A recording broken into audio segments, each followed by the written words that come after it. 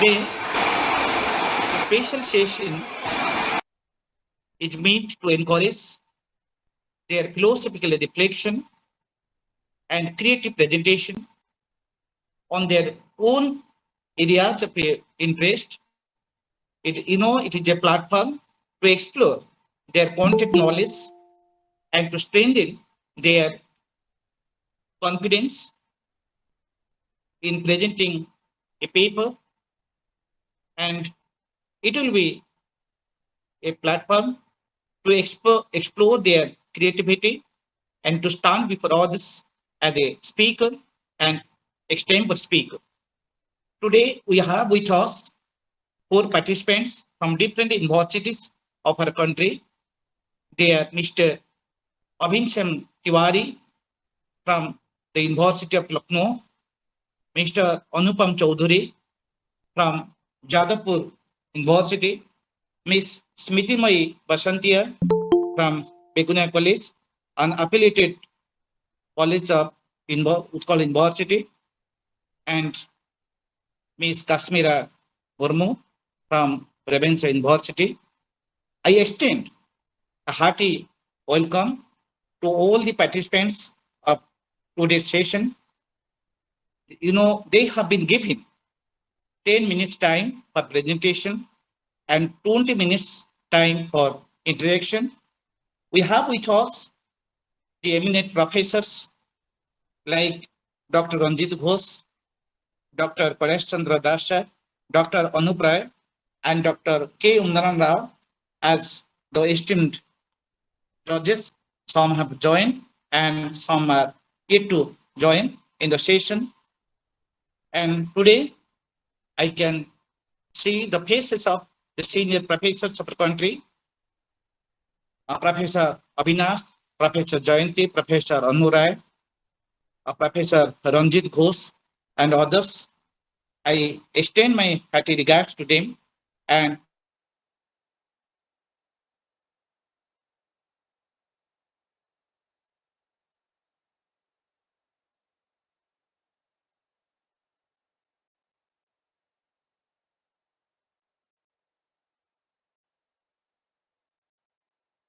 with this, once again, I hearty welcome to all the participants and professors across the country and abroad. Today, our first participant is Mr. Abhinsham, research scholar, University of Lucknow. His topic is the absolute and identity statements, and he is doing research under the guidance of Dr. Prashant Kumar Shukla.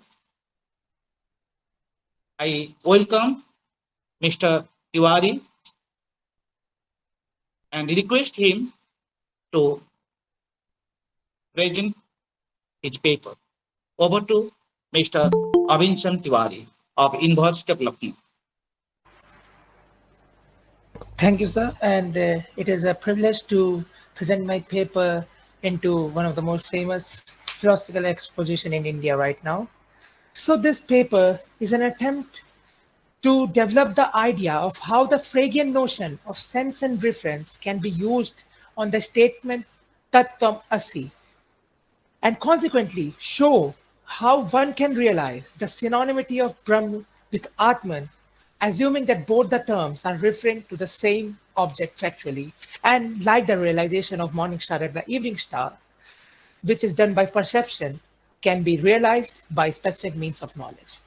Now, Gottlob Frege is considered as one of the biggest figures in analytical philosophical tradition for either of the two things. First, his famous work, Begriffsschrift, in which he has attempted to describe the basic concepts of mathematics through the laws of logic. And second, which is the major focus of this paper, the theory of meaning, which is given in his work, Sense and Reference, which is also developed and commented upon the 20th century famous philosophers like Wittgenstein and Quine. Now, Frege at the outset of this essay asked the question that is identity a relation? And if it is a relation between objects, or names or signs of objects. The problem as shown in Beggars shift is what is being dealt here. If we take identity to be a relation between objects, we are led into a paradox. Now, the classic example given in this regard is that of the morning star and the evening star, the two terms referring to the same object, that is the planet Venus, also known as Hesperus and Phosphorus. Now, the issue is that if we take identity to be a relation between objects, the external references, we are led to assert that there is no new information gained when we assert Hesperus is phosphorus, just like when we assert Hesperus is Hesperus, because the later one or the former one refer to the same linguistic content. And if we take meaning to be the external object, we would lead into the paradox that would say that the statement Hesperus and phosphorus and the statement Hesperus is both non-informative, tautological, and analytic. Now, Frege develops his notion of sense and reference to show us that it is possible to know Hesperus is Hesperus without knowing that Hesperus is phosphorus, as it is possible to know A equals to A without knowing that A equals to B. Now, I've shown this paradox in a somewhat nutshell manner on the screen of my presentation, which is being dealt here. Now, Frege advocates the difference between the reference of the sign, that is the object denoted by the sign, and the sense of the sign. Frege's definition of the sense is not that clear, and we can only access this definition through his one-liner definition in his paper, which I quote: sense is the mode of presentation of that which is designated, quote unquote. Now, the relationship between a referent and its sense is, I quote again, of such a kind that to sign there corresponds a definite sense, and to that in turn a definite referent, while to a given referent there may be one or more signs, quote unquote. Now, so there are signs and references, sense and references of sentences too. Frege says that sense of a sentence is a thought contained by it, and the referent is the truth value of the sentence. And thought, according to Frege, and I quote, is not the subjective performance of thinking, but its objective content, which is capable of being the common property of several thinkers, quote unquote. Though we'll not look forward to illuminate the niceties and subtleties in this application theory of linguistic form, it will only suffice us to know that for Frege, there can also be signs of signs, which will lead us to distinguish between a customary sign and a customary referent, and an indirect sign and an indirect referent. Now, after a clear and very concise exposition of this theory, I would like to put a fair and summary of the nature of Brahm according to Advaita Vedanta especially, while keeping in mind that to define it only for the sake of the application of this theory. The crux of Advaita Vedanta theory is found in Shankara's work, Brahma Gyan Valimala, which is said that Brahma Satyam Jagat Mithya Jiva Brahmya Na Paraha. And Shankar again, in his Brahma Sutra, describes Brahm as, I quote, Brahm is that whose nature is permanent purity, intelligence and freedom. That is, Nitya Suddha Buddha Mukta Swabhavan Brahmeti. It transcends speech and mind, does not fall within the category of the object, and constitutes the inward self of all. Of this Brahm, our text denies all plurality of forms, quote unquote. Brahm is assumed to be foundational, though it is in no sense a substance. The Shastras are only real till the Brahm is not realized by the seeker of Atma Vidya. Human mind realizes its own limitations. Thus, when a person attains Brahmanubhav, he attains the higher or the Parabrahm. As Max Muller, in his 3 lectures of Vedanta philosophy, gives us an account of Shankara's attempt to clarify this distinction between Para and Parabrahm, which I quote again. When Brahm is described in the Upanishads by the negative words only, after excluding all the differences of name and form due to nascence, that is the higher Brahm. But when he is described by such terms as the intelligent whose body consists of a spirit, whose body is light, and etc., that is the lower Brahm, or the Ishvara, quote unquote. Now it seems that there are 3 different ways, 3 different descriptions which can be ascribed to knowing the Brahm. The first being the eternal and pure I, the Atman. The second being Ishwar or Parabrahm, which is the upper Brahm, which is the lower Brahm, which is, according to Radhakrishnan, the best possible image under our present conditions of knowledge. And the third is the attributeless Nirgun, Nisprapanch, and Sadasat Vilakshan Brahm, which cannot be ascribed in any language rather than a perpetual no. As I quote Copplestone, that there is only one infinite system, but it can be known and looked at from different point of views, quote unquote. Now it seems fairly that the identity statement Tattvam Asi is as much similar to that of Morning Star is the Evening Star or Samuel Clemens is Mark Twain, because all three of these assert identities between the two senses and which have their reference as the same objects.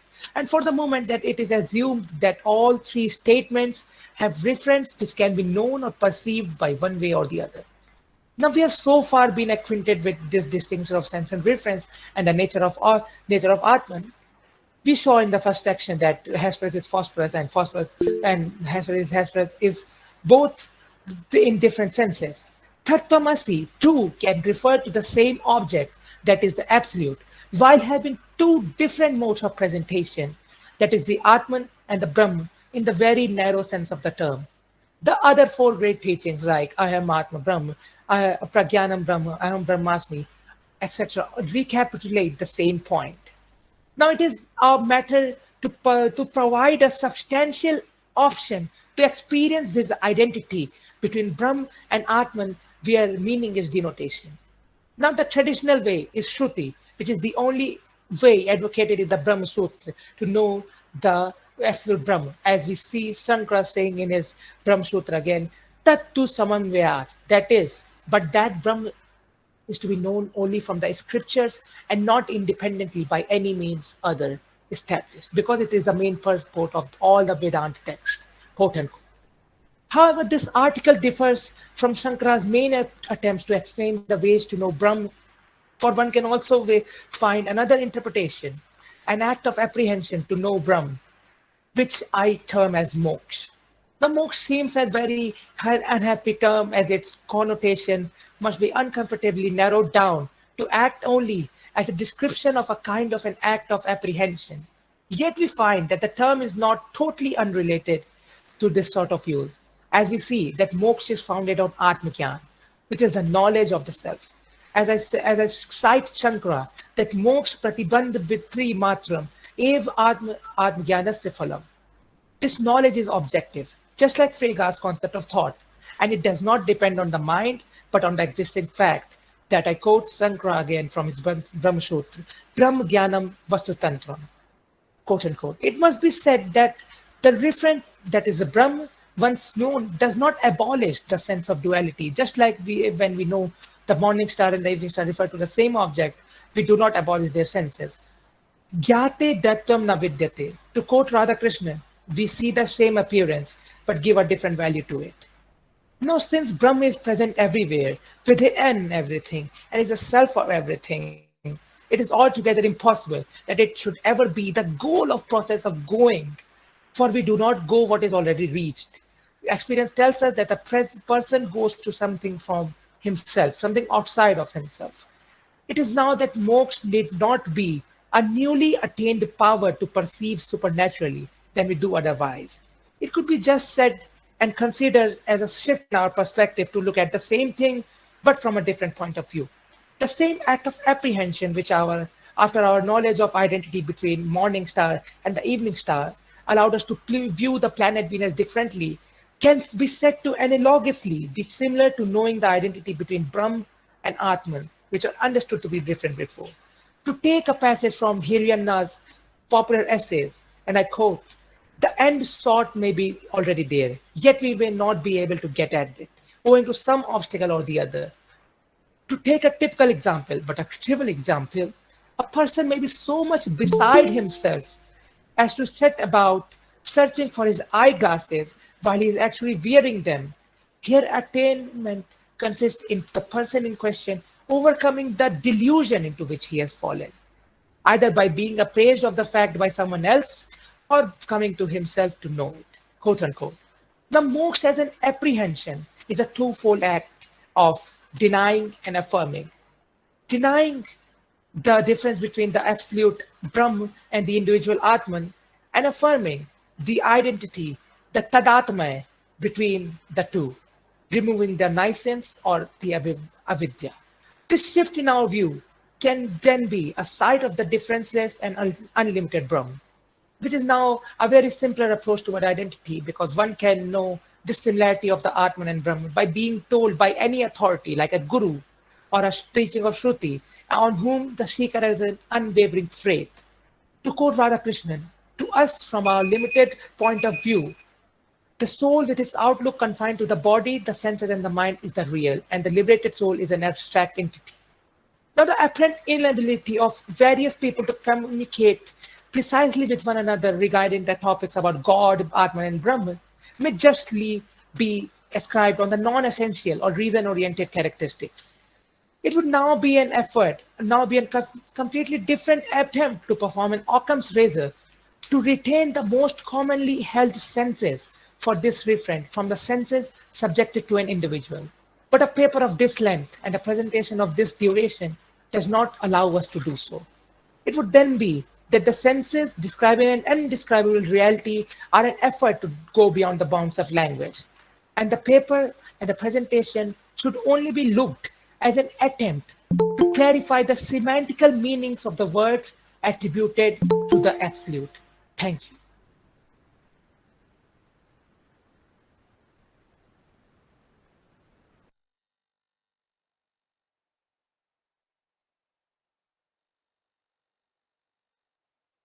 Hello.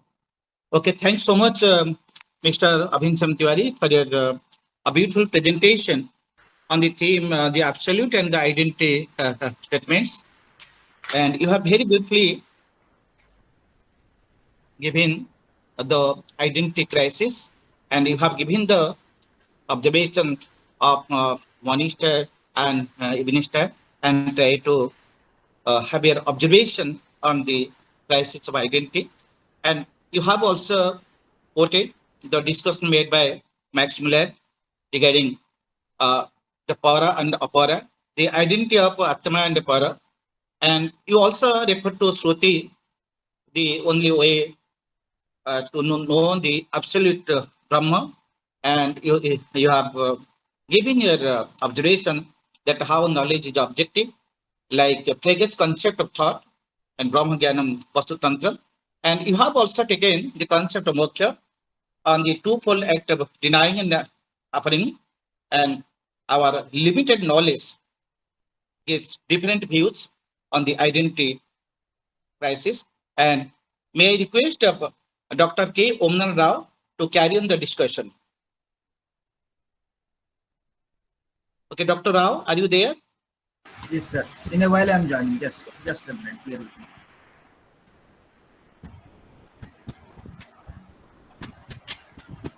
Namaskar and good evening, everybody. Well, I'm stuck up in the rain and just reached home. Well, I did not listen to what Abhinsam Tiwari presented. Well, we have with us Dr. Anup Rai and others, Kailas Das sir, and even Ranjit Ghosh sir. Well, I request at first Professor Ranjit Ghosh sir to open up with asking some questions or having observations on the presentation made by.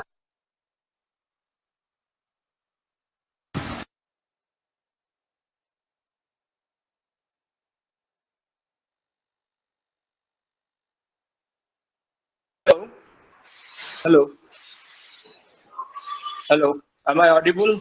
Yes, sir, you are audible, sir. Audible, sir. Yes, well sir. and loud, sir. Mr. Tiwari has given, we must thank him because he's working on this, that he is trying to bring out the absolute and identity statements. This was his way, and probably as I could follow him, that that Brahman is the reality he is taking as an absolute in this absolute sense, and there is an identity between Jiva and Brahman, that is the identity statement. And this too, probably he is trying to bring the Fregean concept of morning star and evening star, the identity of morning star and evening star, and is trying to establish the identity of Atman and Brahman. Well, is it the fact, Mr. Tiwari? Yes, sir. Yes. All right. Then the thing is, when we are discussing of sense and reference, sense doesn't have any physical existence, but reference is always having.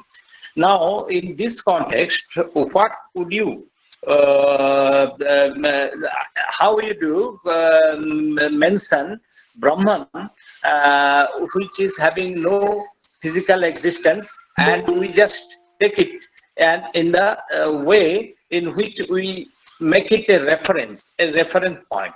So how would you react to this? Sir, when I was attempting to write this paper, I thought that this Fregean notion of sense and reference applies only to semantical meanings. That is why in my presentation, I took to your observation that Tattvam Asi here, I should not, and I could not, as an analytical inclined philosopher, could not describe and ascribe a metaphysical correlation to it. It is a linguistic statement which is to be meaningful, if to be meaningful, can be taken as a Fregean sense and reference theory. That's what my main aim was. All right, thank you. So you can take it as from the semantical point of view and Yes, not sir. from the metaphysical point of view. Well and good. Thank you. Thank you. Thank you, Dr. Ghosh. May I request Dr. Kailash Das sir for his observations and any questions thereof. Dr. Kailash Das sir. Am I audible? Yes, sir. Yes, sir. Well, Kailash Das sir. Huh. Well, yes, sir. Sir, namaskar, sir. Sir, namaskar. Am I audible? Yes, Yes, sir. sir, you're audible, sir. Audible, sir. Namaskar, namaskar. Okay. I could listen, and because it is a very briefly presented, so it has to be a bit sketchy. But anyway, I could go through this, and I am reminded of Professor Kalyan Bagchi when he made an analysis of I am Aham Brahmasmi. You are referring to Tattvamasi, but he has analyzed the Aham Brahmasmi in a similar way that you have tried to say. And he said that I here, I am Brahman, the I here, he means to say this is I is a semantic I. So who is there? Oh, it is me here. I am here. Okay. In that sense, Professor Bagchi had argued to a great length about this. When you are talking about I am Brahman, this I is identical with Brahman. This is the semantic I, which is identical with Brahman. But when you are taking reference from you are giving the example of the morning star and the evening star, and the meaning is not same, but they refer to one and the same thing, that is the planet Venus. So, but the meaning is different here. Actually, are you going to extend this type of identity, which we call in Sanskrit Abhirna? Abhirna is a numerical identity. When we are using the word Abhirna in the sense of identity, this is a numerical identity. Here it is a numerical identity to which it refers. When we are talking about reference and identity, it is a numerical identity. But when we are talking about senses, the senses are different and not identical. Right? I will try to understand you in the context of Professor Bagchi only, that this is the semantic I. Are you going to say similar thing or something else? That's what my doubt actually. No, that was I got a query. yes, sir. That was the correct interpretation of yours. As this paper is a great length, it is a 14 pages paper, so I couldn't argue the whole thing, because then I tried to exposit the Fregean notion of sense and reference, and I tried to recapitulate the point, reiterate it, that this is a semantical identity. I'm not referring to any metaphysical thing. Right. The scope of this paper is very limited because it's bound to be very sketchy. But yes, if you have elaborated, I would like to go through it But very good attempt, and there is a lot of novelty in it, as I find, and very fresh. And why you have not taken Tattvamasi, not Aham Brahmasmi? Because Aham Brahmasmi, sir, I couldn't find some Aham Brahmasmis. Practically, I couldn't find Aham Brahmasmis used that much in our daily life. And plus, Right. Aham Brahmasmi refers to some Jahad Lakshan type of thing, because Aham here is the Atman in the Jeev.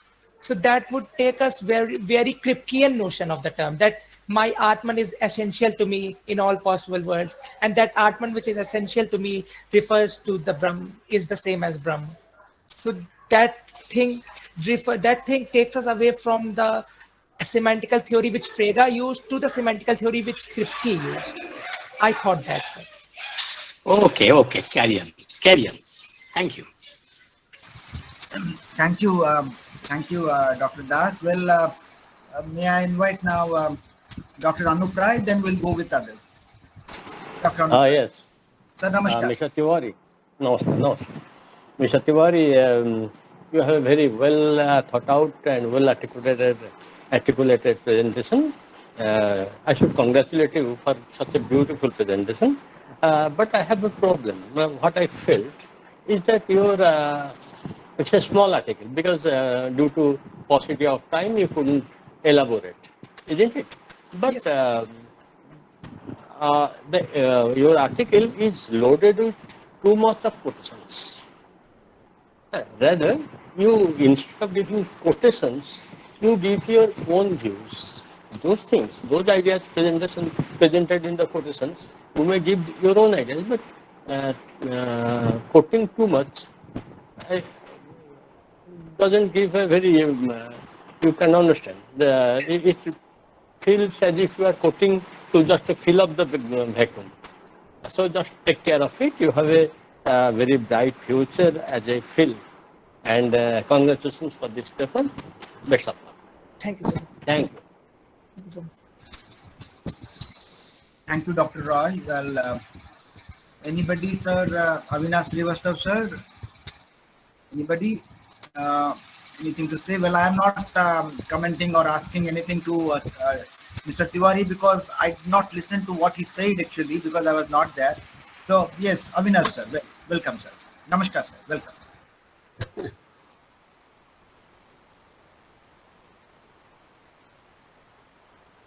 No, it is a very nice presentation. I must go with a better way.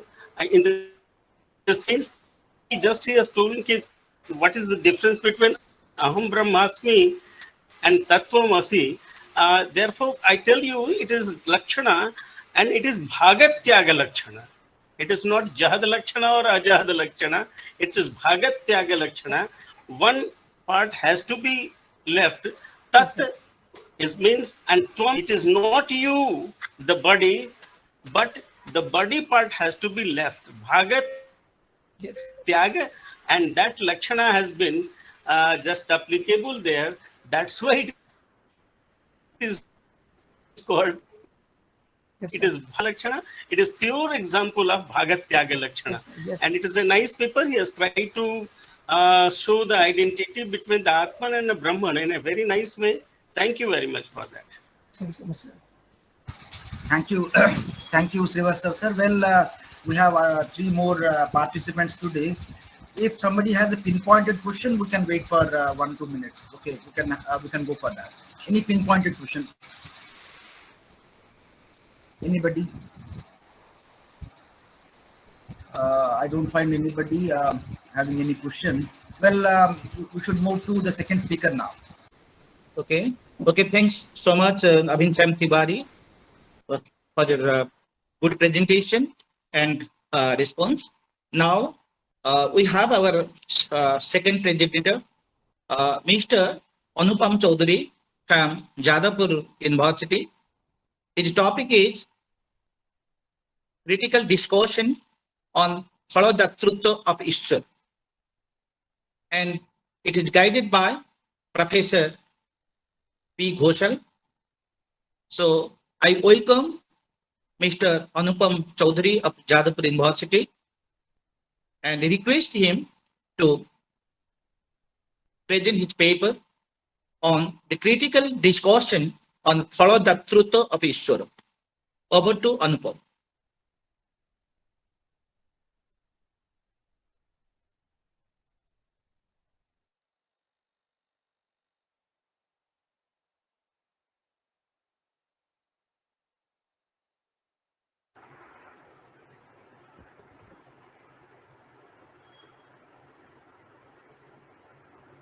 Am I audible? It's audible, audible. Om Shankaram Shankaracharyam Keshavam Badarayanam Sutra Bhashakrito Vande Bhagavantu Punah Punah Mannatha Sri Jagannatha Madguru Sri Jagadguru Madatma Sarva Bhutatma Tasmai Sri Gurave Namaha. Good evening, everyone. I am here to present my paper titled The Critical Discourse on the Phalodatritva of Ishvara, and at the onset of my paper, I offer my humble prostrations at the lotus feet of my instructor, Professor Ghoshal. Now, this discussion is mainly based on a very general thing that is accepted all across all religions across the world, and that is known as karma vada, or the law of karma. We have a very general notion or the theory of causation, that every event in a particular time frame causes some other event in a later time frame. And if we extend this concept metaphysically, if we take this beyond births, across births, then that leads to karmavada. In what way? Let me speak about a particular birth first, then we'll speak about the concept across the births. For example, in a class of students, we may think of two groups particularly.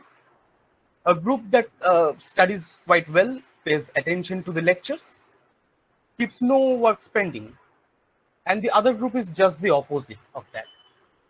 And now at the end, we may see when the examination comes and the result is out, we'll see that both the groups have succumbed to different sorts of results.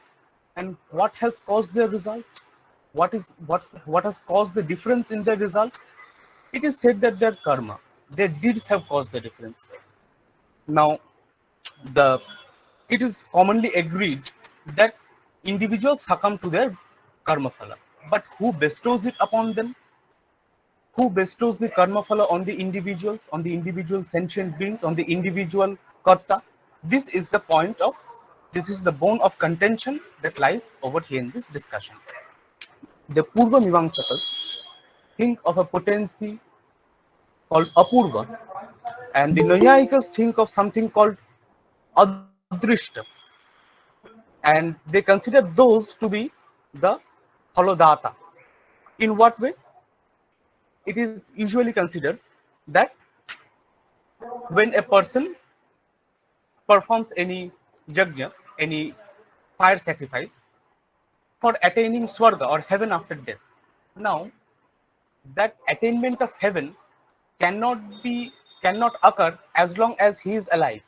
That attainment will occur only after his physical body dies. So, and until the attainment of the result, the karma gets finished. Siddhanta Muktavali on Bhasha Parichheda says that karma is destroyed at the fifth moment of its origination. What are the 5 moments? Utpatti, Sthiti, Purva Samjoga Nash, Uttaradesh Samjoga, and Nash, and complete annihilation.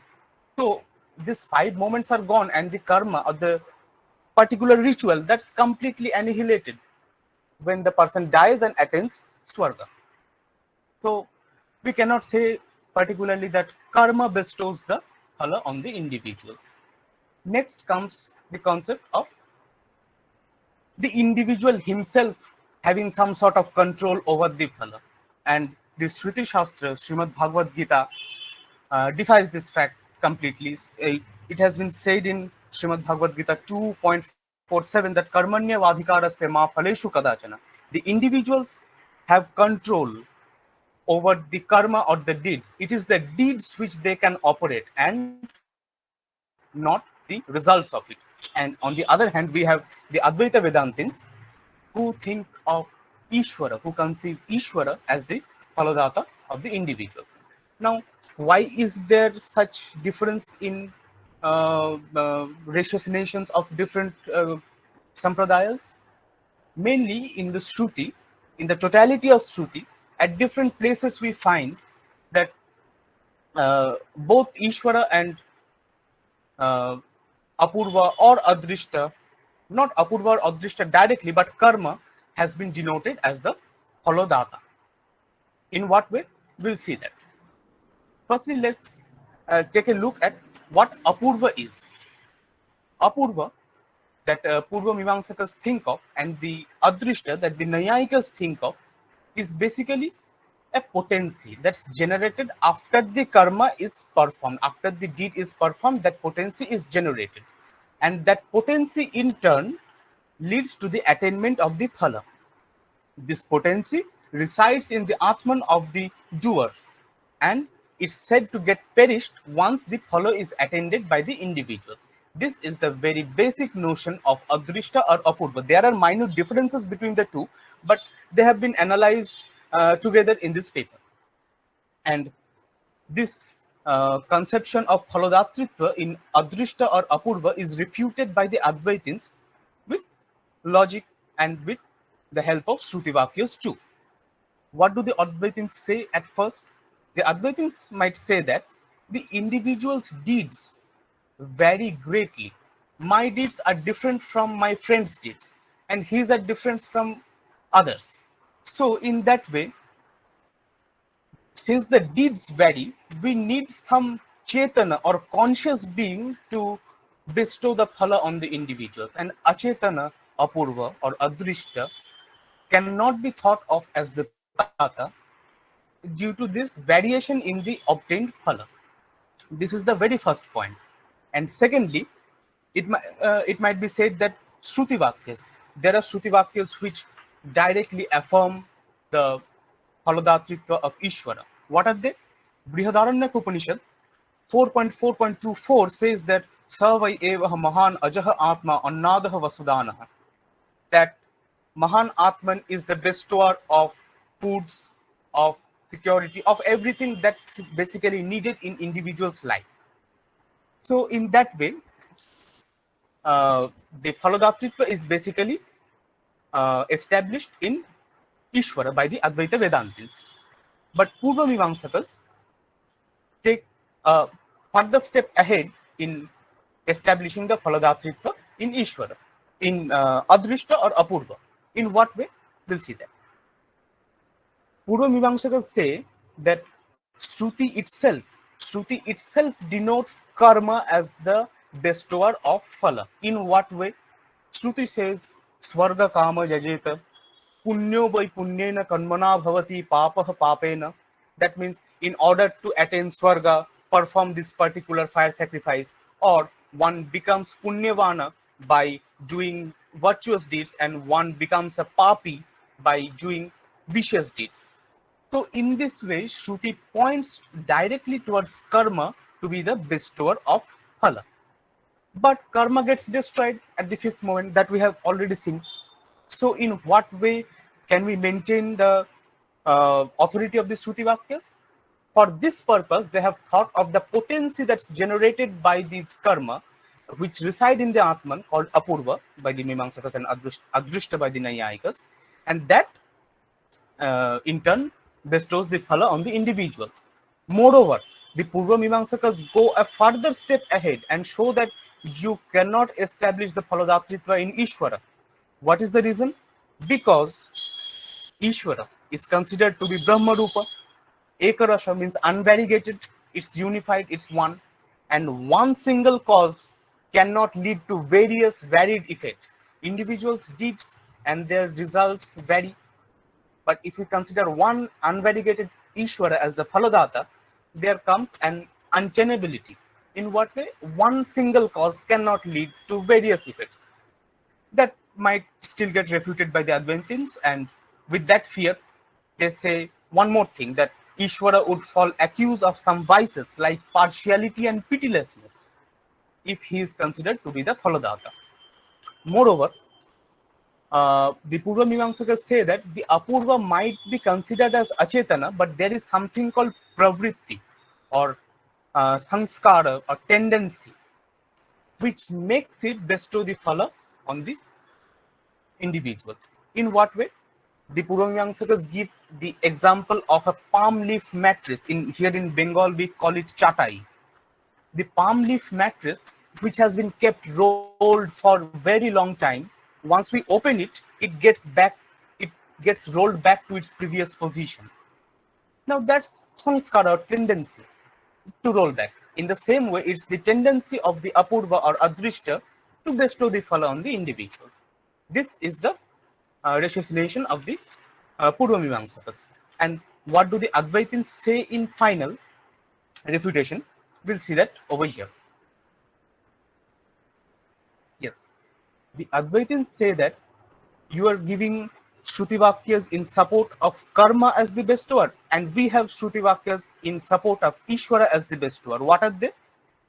Kaushitaki Upanishad 3.8 says that Eshaha hi eva sadhu karma karayati tam yam ebho lokebha unnimnishate sa eva asadhu karma karayati tam yam ebho lokebha adhanimnishate.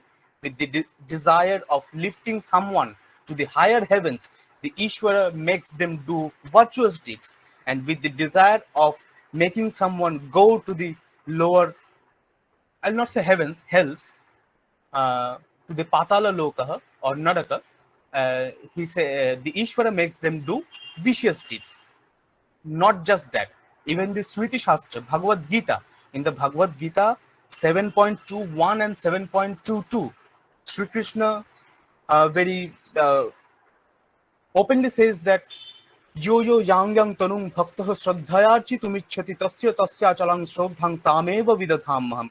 It's I who bestow the bhakti on every individual. I make them choose the path that they desire for. I make it possible for them. Not just that. Sataya shraddhaya yuktastasya radha namihate labhate cha tataho kaman mayaiva vihitan hitan. Whatever they wish for in their life, be it food, be it security, be it bhakti, be it jnana, be it moksha, whatever, it's I who bestow it upon them. Sri Krishna says that. But particularly with the Shrutivakyas, Advaitins would not stop. And they say that Ishvara, if considered to be the Phaladata, would not fall accused of the vices like pitilessness and partiality. Why? Because when at the end of every kalpa, at the end of every creation, Ishvara creates this universe and the individuals according to their previous deeds. So the individual, what they obtain is basically is a result of what they have done. It's nothing up to the Ishvara. Moreover, if we consider Apurva as the Phaladata, there would be the first fallacy of Mahagaurava. Why? Because there are innumerable number of kartas, doers, and their various deeds and their various outcomes. So if we are to consider individual Apurva for them, that would surely lead to Mahagaurava, as infinite Apurvas cannot be considered for the sake, for this logical sake. And secondly, there are certain karmas which do not have any particular time frame as to when the doer, the karta, would attain the result, would obtain the result. In that way, the apurva would seem to last very long, and there will be no time frame as to this much is the range of apurva. And considering apurva to last very long would lead to another fallacy. And the palm leaf mattress example given by the Purvamimamsakas regarding the independent pravritti of the achetana, that lacks logic. Advaitins directly say that it lacks logic. Why? Because that palm leaf mattress also needs to be rolled by some chetana karta, and which will be opened in a later time, will roll back to its previous position. So that presupposes a chetana karta. And lastly speaking, apurva is pretty obscure or aprasiddha among the folks. We in mundane world, we know what adrishta is or what apurva is. That's pretty obscure among us. We consider Ishvara as we know Ishvara as the Phaladata in a very mundane world. And lastly, with this undeniable logic, Advaitins established the Phaladatritva in Ishvara. But what about the Shrutivakyas which denote the Phaladatritva of karma? The Advaitins, being Vedavadins, would not refute the Shrutivakyas in any way whatsoever. They say that the Shrutivakyas like Swarga, Kama, Jajeta and etc. are Arthavadas, are uttered for the sake of praising the particular ritual, for the sake of praise of the particular ritual. And with this logic, the Advaitins established the Phaladatritva in Ishvara. And considering these arguments, we may say that Adrishta, independent Adrishta or Apurva, seems to be incapable of bestowing the phala on individuals. And if we are to consider the Apurva or Adrishta to be the phaladata, we must consider it to be propagated by any conscious being or Ishvara. And if we are to consider Ishvara the propagator of the Achetana, Apurva or Adrishta, it's better to conceive of the Phaladatritva in Ishvara himself. Thank you. That's the end of my presentation. And these are the works that I have cited. Okay, thanks so much, Mr. Anupam, for your very clear discussion on the Phaladatritva of Ishvara. And you have taken it as a reflection of Karmavada, and you have related it to the general theory of causation, that every event in a particular time frame causes some other events in the later times leads to the theory of the karma. And you have also taken the reflection of a debate. I don't want to discuss it. And you have very clearly analyzed the concept of Adrishta and Apurva relating to the Phaladatritva of Ishvara. You have taken that how Apurva is considered as a Phaladata, and sometimes Ishvara is taken as the Phaladata. And you have also discussed that how the spiritual karma, religious karma, and traditional karma, which does not yield result instantly, and different karmas yield different knowledge. And you have your entire discussion is a discussion on the Indian philosophical way of Karmavada. And with this, may I request Dr. K. Omanan Rao to carry on the introductory session. Over to Dr. Rao. Well, thank you, Dr. Maharana. Well, it's a very nicely articulated presentation by Anupam. Very nicely done. Well, we have with us Ranjit Ghosh, sir. Well, sir, your observations.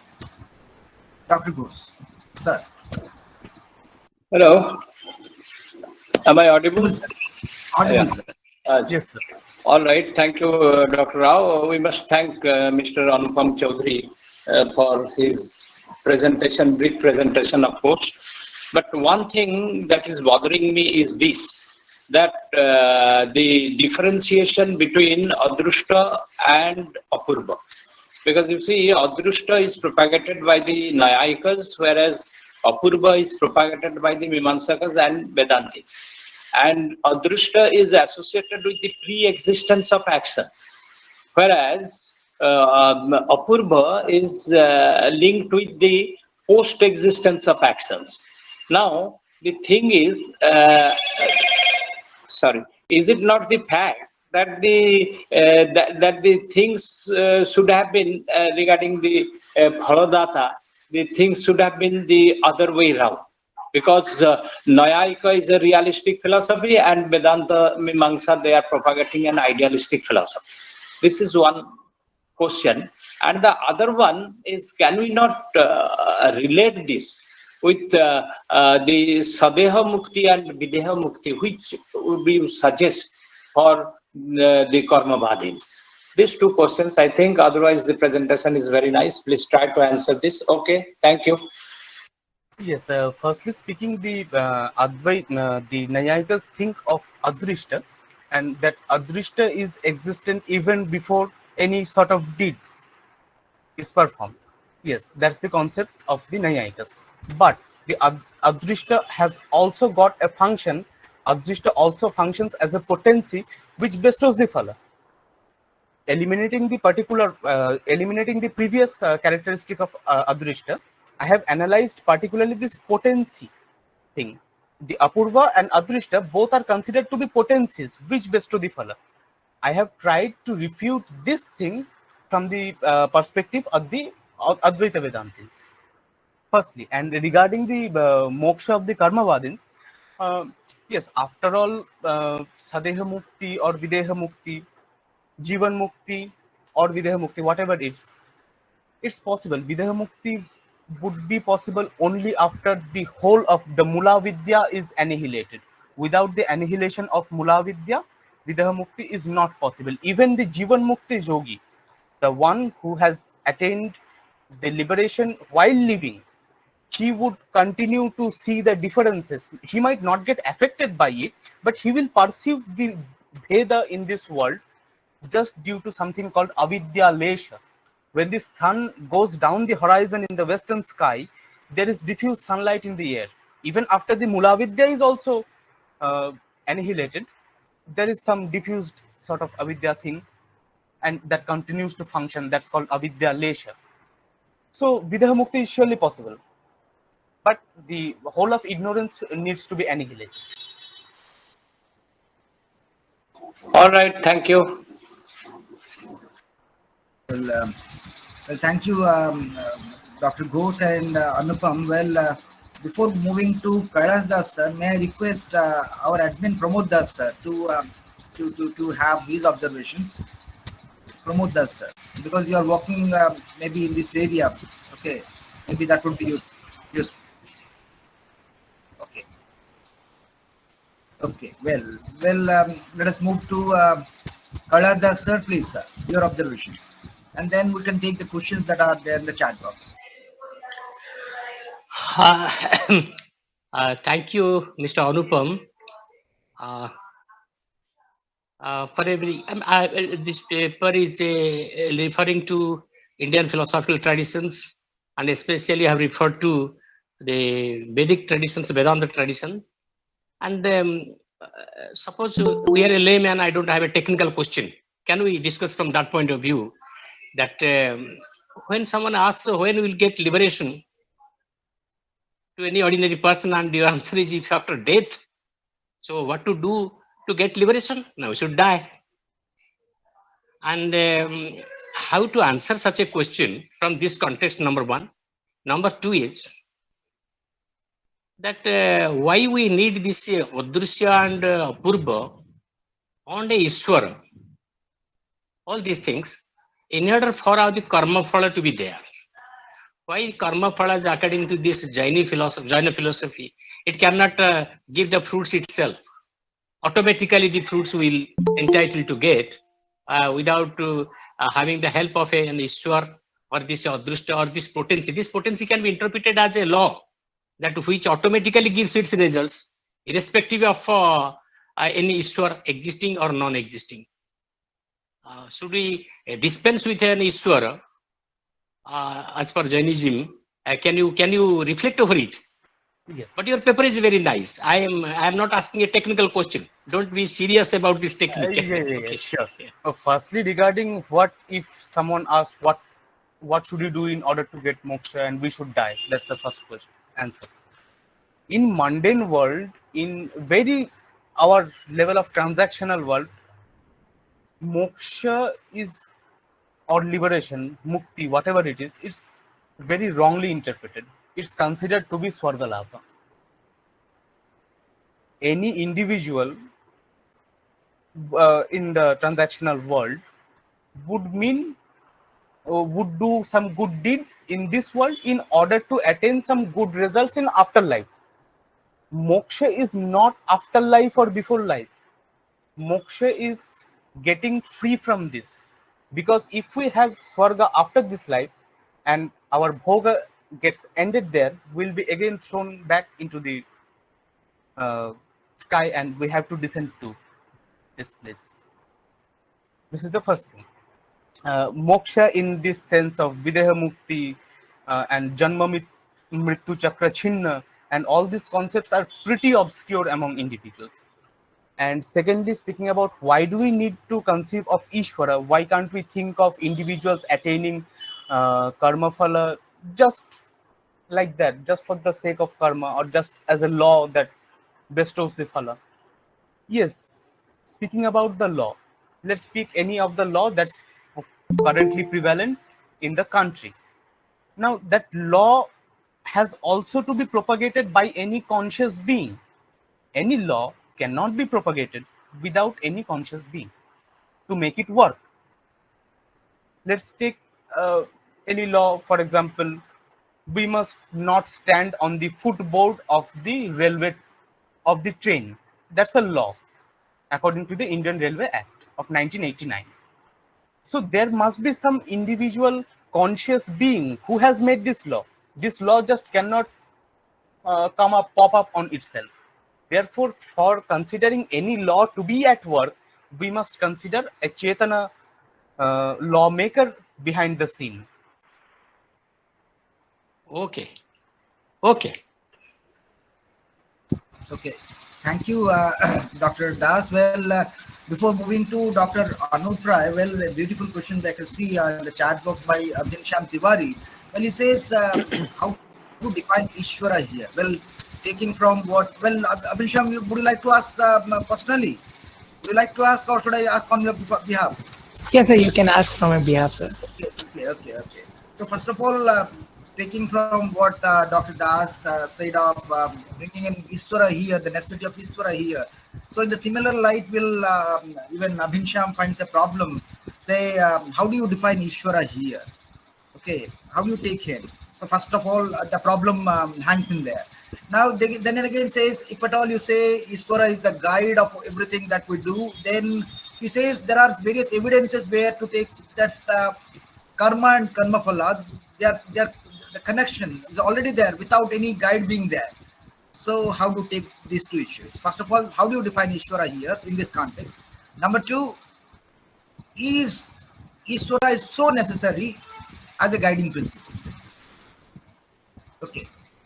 Anupam. Yes. Firstly speaking, what's the definition of Ishvara taken here? Ishvara is particularly taken to be, as I mentioned in my paper, Ishvara is taken to be Brahma Rupa, Eka Rasa, unvariegated, unified, and all these things.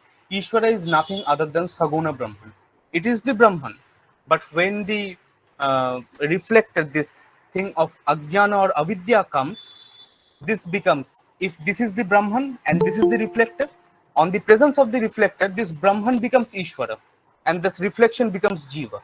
That's Ishvara in front of the reflector of Ajnana or Avidya. And secondly, speaking about the second question, Ishvara need not be considered as a guiding principle. Individuals' rationality is enough to guide them. I am not denying that in any way.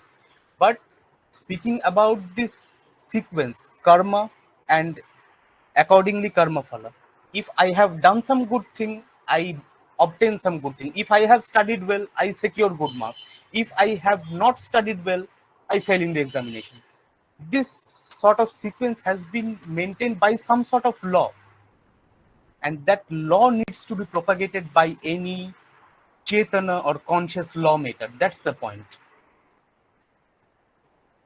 And well, one thing that comes to my mind, well,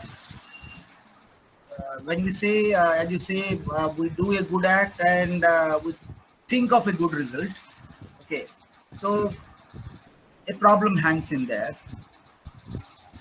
We carry on a very good act, the best act ever possible, but the results are very confusing. The results are very negative, and so it is there. Why, in spite of the best of the efforts, the results are somewhat different. They are not as expected. As you say, good deeds, good results. That is not the equation coming out. So it is there. This karma vada principle somehow comes into play, and there the role of Ishvara comes into play, because sometime or the other, the good deeds, they come back in some other form. They are not explicit at the present, as Bhimsham says, that you have an act and you find the result. That is not happening every time. sometimes that link is not there, or many of the times the link is not there, but sometimes the input is not there. You feel the input is not there, but there is an output. So it is there. Who gives the justice to all this? So Iswara at the background is somehow, we feel a necessity of a Iswara at the background to do the justices to the deeds and the Karmaphala. Okay, thank you. Well, I think this is a very basic thing, basic complaint of every individual, that I have not done anything bad in my life, and yet why am I attaining such bad results in my life? Why am I suffering a lot? What did I do? This is the very common complaint among most of our lives. And here comes the answer of the Advaitins. Say that, okay, you have got your storehouse from your last birth, and that's what is giving you phala now. Because the body that I have attained in this birth is a result of the karma of the previous birth. And what I am doing here will produce accordingly body in the next birth. That's it. well, let us move to Dr. Anup Rai and then move to Dr. Das. Yes, Dr. Thank you, Om. Enough discussion has been made, but I must congratulate Anupam that I liked the content of your presentation as well as the style of your presentation. I liked the style of presentation very much. Even the way you answered the questions put by our esteemed judges, friends, and others, you have answered very correctly. Correctly, maybe it's a wrong word, but you have answered very properly and in a good way. I like your style, and I hope you have a bright future ahead. Thank you. Yes, thank you, Dr. Roy. Well, thank you very much for much well over to promote us. Thank you. We have again with us, I think Jayanti madam is there. She is an expert in this area. We should love to have some questions from her after Professor Pramod Das sir completes his work. Thank you, sir. The speaker spoke like a speaker, so that is a great thing. I also loved his style of speaking, and he's very convinced. One very simple question I shall ask when we are discussing about Karmavada, referring to Adrishta, Apurva, Ishvara as Karma Phaladata. This seems to be the deterministic factor. But where is the scope of free will? Because without free will, without the exercise of free will, we can't prosper, we can't have any transformation. We claim that Aham Brahmasmi, I am that Brahman. So who is that I who is involved in action, any action? If there is influence of Adrishta, influence of Apurva, interference of Ishvara, then where is the scope for free will? I know you know the answer, but please tell, please share with us. Thank you. Yes. Regarding free will, there are basically two concepts that I have heard from my professors, from my teachers. One is a film script concept. Another one thing is basically the script is given and you act accordingly. You have been given your role, you have been made understood that this is your role and this is your dialogue. Now it's up to you to do it. And the second thing is film strip model. The film is already recorded. It is just being played. It is just being projected. There are basically two theories regarding that. And regarding this film strip model, where it's already recorded, pre-recorded, the thing is just being projected or played, there's no scope of free will. There is seriously no scope of free will.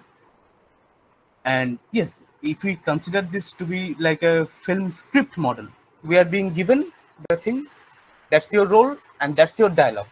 Now it's up to you to act in whatever way you want. There is a scope of free will. And if we are to consider Buddha's Pratitya Samutpada Tattva, and Srimad Bhagavad Gita also at places speaks about psychological determinism. So I really doubt how far we are free. Mr. Anupamji, there is a paradox. If you are not free, then God is not good, because if God is really good, he should feel happy that the best creation, that is human being, must have free will. And if you are free, then divine interference is meaningless, because you are free, you have your rationality, you can change the direction of the film script. Many times it happens when Nana Patekar, Amitabh Bachchan, they make their own dialogue and they change the direction of the director. They are the superstars. So if you act like a superstar, like a free thinker, then that will go against the divine interference in your interpretation as you interpret Ishvara. Okay. Secondly, you say that in Advaita Vedanta, Ishvara is mithya. Ishvara is mithya means it is the reflection. It is not the truth.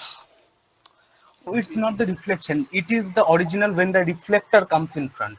No, there is no Ishvara at all. If you know Brahman, then there is no question of Ishvara. Ishvara comes only when you are in ignorance. Okay. So in that situation, how can he guide our action? That's okay. This question, we will leave this question. The first one is, if you are free, then divine interference is meaningless. If you are not free, then God is not good. We can discuss that in the case of the problem of evil. If evil exists, then God is not good. Okay.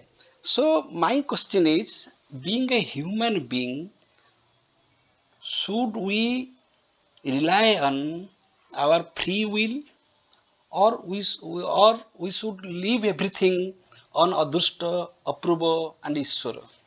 That is the basic question. Basically, what's being said that individuals succumb to their deeds and Ishvara creates individuals at the beginning of every kalpa according to their own karma in the previous kalpa.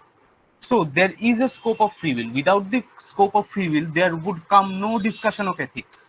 Ethics, this whole thing of ethics would not come into context if there had been nothing called free will. But the question comes, how far are we free? Leave about Apurva, Ishvara, Adrishta, everything.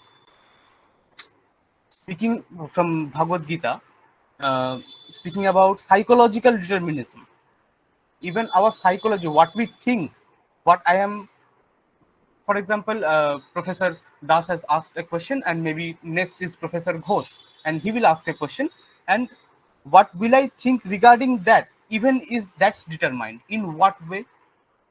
Gita says that Sangat Sanjayate Kama, Kamat Krudho Vijayate, Krodhat Bhavati Sammoha, Sammohat Shriti Vibhrama, Shriti Bhrangshat Buddhinasho, Buddhinashat Pranashyati. In that way, even we are psychologically determined. There comes the problem of free will. Without free will, there can be no ethics. There can be no discussion of ethics. But even our minute psychological states are determined. States seem to be determined. So in that context, goes in that. There are One thing. Well, probably Anupam, you are not bringing the differentiation between Ishvara and Brahman.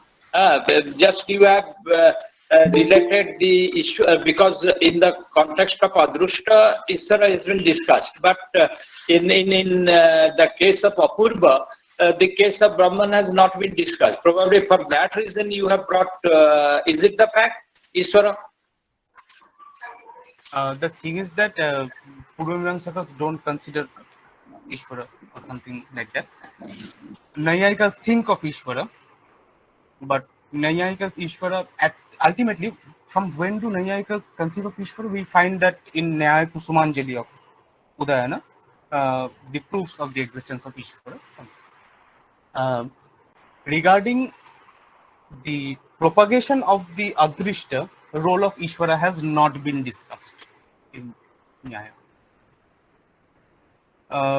Nyaya's, the Vedantin's Ishvara seems to be like the original face when the reflector comes in front. It is basically Brahmarupa. It is basically unvariegated. And at the highest culmination of the Advaita theory lies the theory of acosmism, that nothing has been created, Ajativada.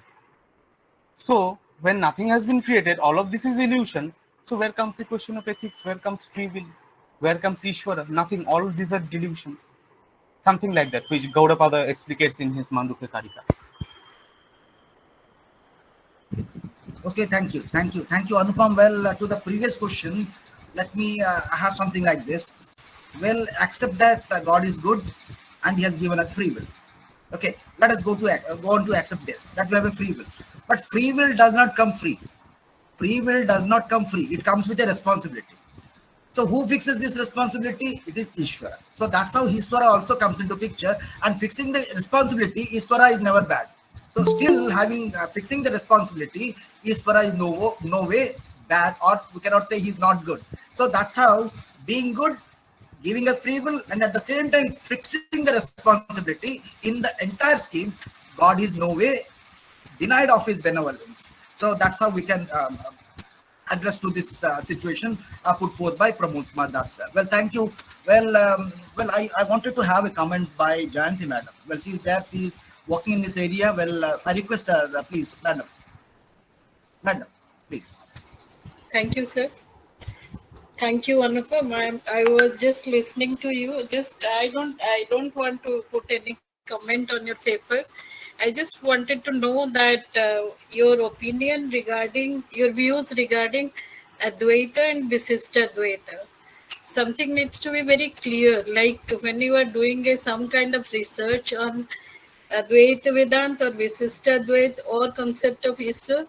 So first thing is that you must convince, before you convince others, the self-convincing that you should convince that there is Ishwar or there is Apurva and the Adrishta, then you can talk about that. So like these are the kind of systems which we are talking is a kind of based on the spiritual model. And it's not that easy to speak about the Brahman or the Atman, which you do not have experience, but we are trying to give a kind of scientific explanation in order to convince others, which is a very difficult task. So my point, I have seen the observation that you are trying to rationalize many things through reason. You cannot prove it in Advaita nor even Visishta Advaita. When it comes to, we are giving a kind of Western parameter or model to prove the existence of God. But that is not the case. Once I believe on Ishwar, means for me it is there, it is working as a potentiality, it is working as a Adrishta or a Apurva of Mimamsa, then comes the theory of karma. So many things what I find that is confusion arises within the spiritual model. When we speak, unless and until you experience the metaphysical truth of Brahman, and then you try to differentiate with Ishvara, because in Advaita Vedanta, Sankaracharya has not said that the world is, he simply says that world is a falsity. He never said that world is not there. Brahma Satya Jagat Mithya. Jive Brahmaiva Naparo. So there is no difference between Brahma and Jiva. But saying this, he has not said that the Ishwar is not there, as you have said, pointed out very rightly many things.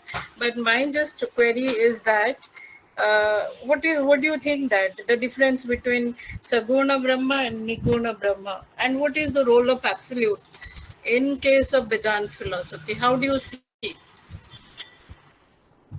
Yes, Saguna Brahman is considered to be the Kutastha. That's the original absolute, the only reality. Satyam Jnanam Anantam Brahma. It's the absolute consciousness, absolute existence, and absolute peace. And Ishvara, when we speak of Saguna Brahman, that's like the when Ishvara is considered to be the bestower of phala, the creator of this universe, and all good, benevolent, and all such of things. But particularly Brahman cannot be considered as the creator, cannot be considered as the destroyer, cannot be any adjective cannot be thrown towards the Brahman, cannot be used to describe the Brahman. That's basically the concept. But this is a Ramanu's theory is a kind of it's a Parinambad, a realistic model, and when it comes to Advaita, it is an idealistic model. Not at all. Shankaracharya's when he speaks about the Pratyaksha, the method of Pratyaksha by the Advaitins are very much realistic on the transactional level. When we are speaking about Brahman, okay, they go idealistic, I won't deny. But speaking on this ground of transactional reality, they are realistic. How can I perceive the laptop in front of me?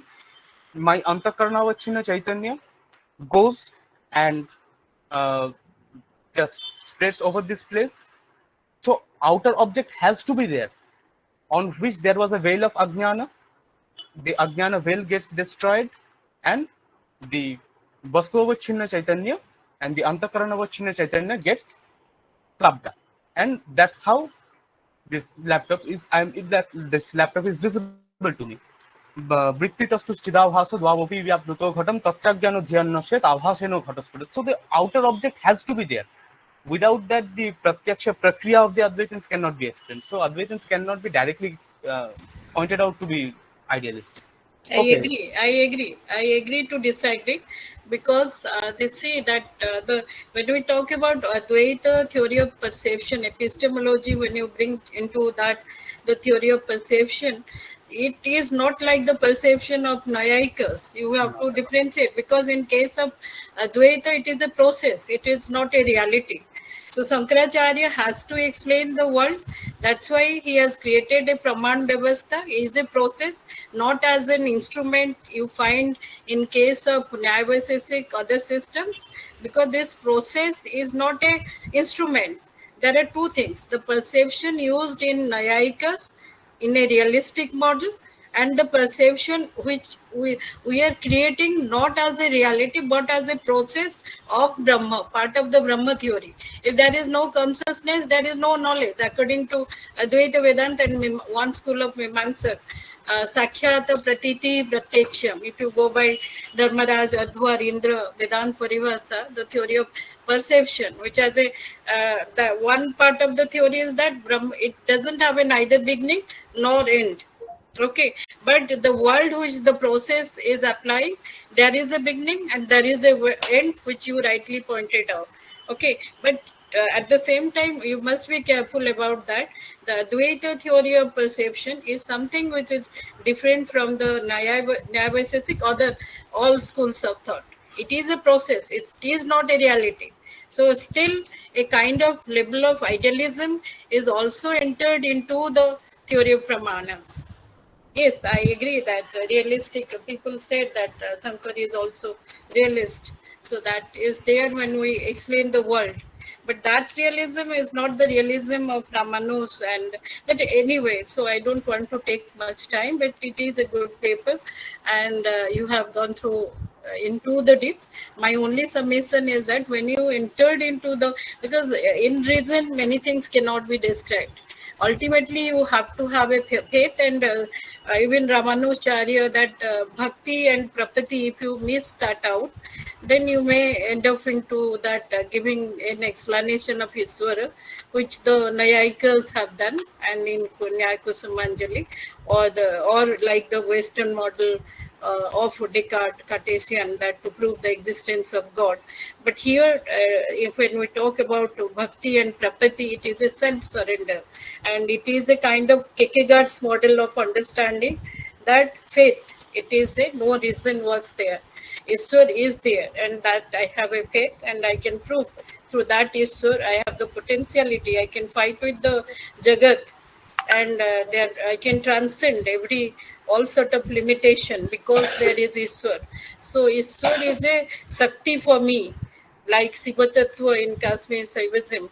So it is a kind of what I am trying to say, that when you work on that, you must have an experience.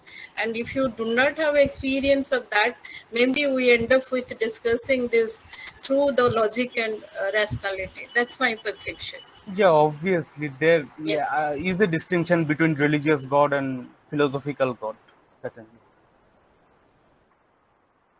Anyway, thank you. No, well, we should end up here because Anupam. Miss Smriti Vasanthya is now is working as a lecturer in Begunia College under an affiliated college of Utkal University. Today, she will speak on the concept experience and education.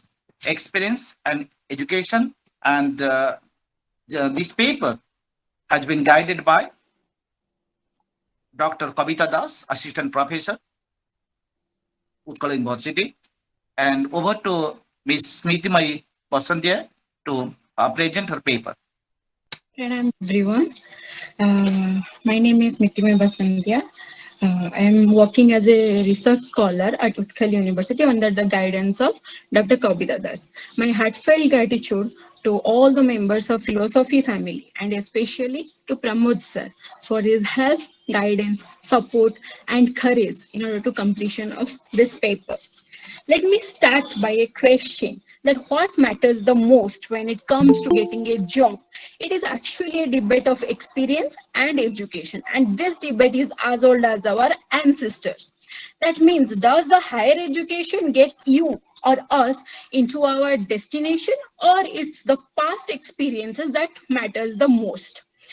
So the most and beyond simply obtaining a job, will your experience or your education serve you better in terms of staying employed or getting a good career, or simply making a life good living for today as well as few decades after? So the argument regarding education versus experience and vice versa are a variety of reasons, such as, firstly, obtaining a higher education provides that one can succeed in its academic career, but not in real life situation. Whereas, secondly, work experience can make one a good match for a particular field or job today, but in future or further education, one may lack the skills that are important for tomorrow.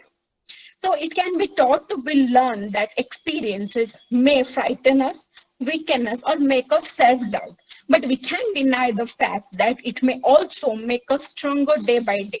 So all the teachers and educators looking for a new movement in education should think in terms of the deeper and larger issues of education, in terms of progressivism. So joint-based philosophy expresses its most essential sources of experiences and that offers the true learning situation, which is historical, social, and dynamic in character.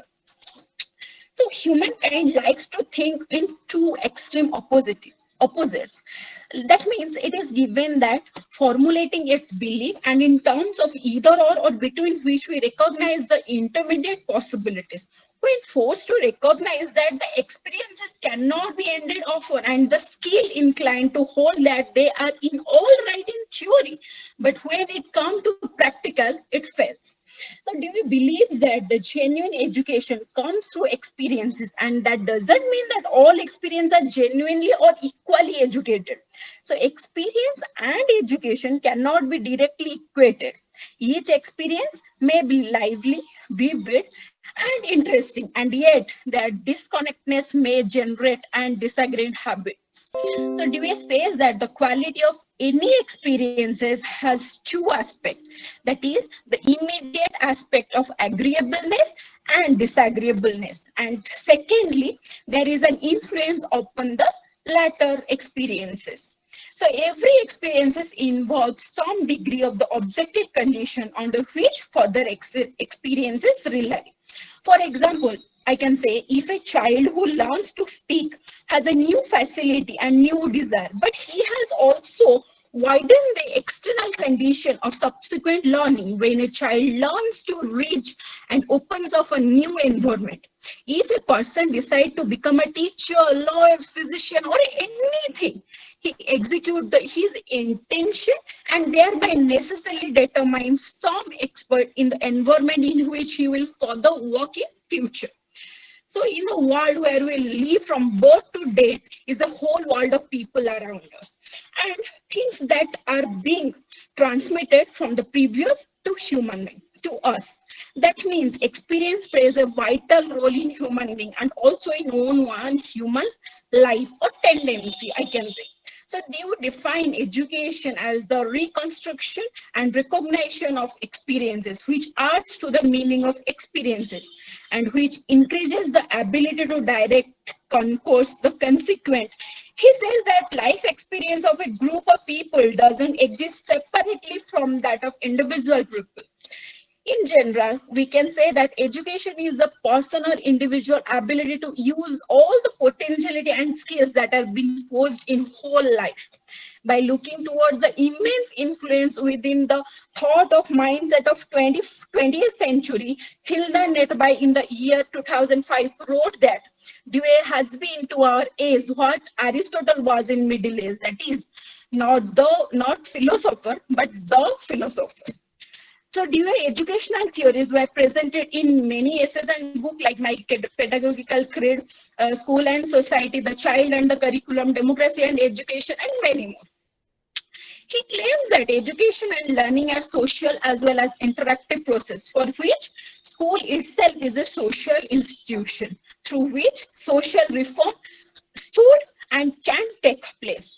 In addition to it, it is believed that students thrive in an environment where they are being allowed or awarded in all the experiences and interact can be curriculum. All the students should have the opportunity to take part in their own learning. So I think for personally, I relate Dewey's philosophy of education to that of philosophy family, where both experience and education simultaneously being gained. So in an educational environment, an experience of interaction involves two things. That is, first, the objective condition, and second, the learner's condition. What Dewey philosophy proposes is nothing but the developed theory of experience and its relation to that of education, which involves continuity, interaction between the learner and what has been learned. So Dewey in the year 1938 postulated that the experience and education do not always directly related to each other because some experiences provide education while others do not. Especially students often deter education for job, family, or any other certain condition. But both the aspect, that is education and experience, quite essential for a journey of a student and have the certain advantages and also disadvantages depending upon the several factors in the environment. So John Dewey's most important quote is that education is not preparation for life, rather education is life itself.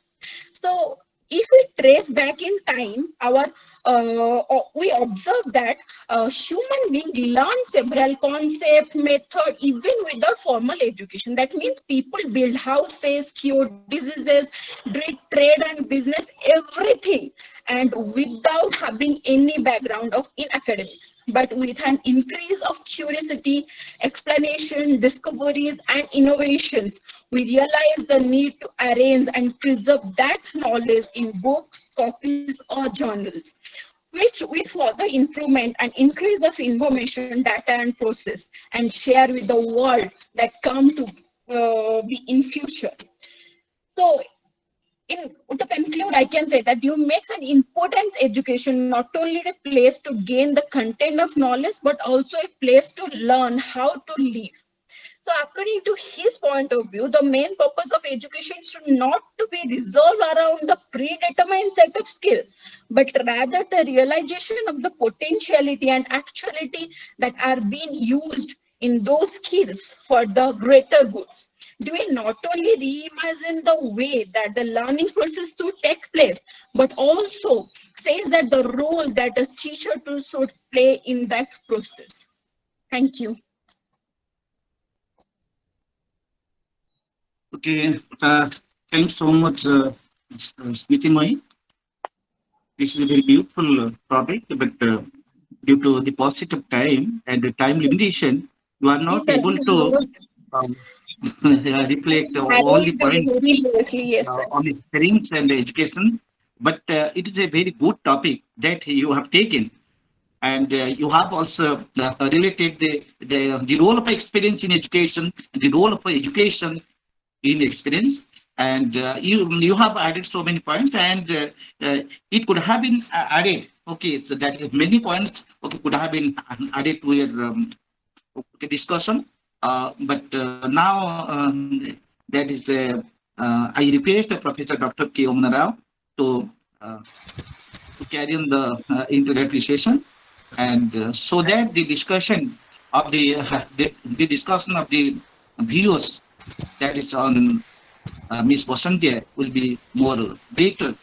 And okay, thanks. Thank you, Dr. Mahana. Well, Smriti Mai, well, it's a good paper, as Dr. Mahana said that it could have been developed with, but because of the paucity of time and the 15 minutes time that you have got. Well, one good thing that you have said is you have tried to see education from both the sides, and more importantly, when you say what I could see is you define education as a life experience.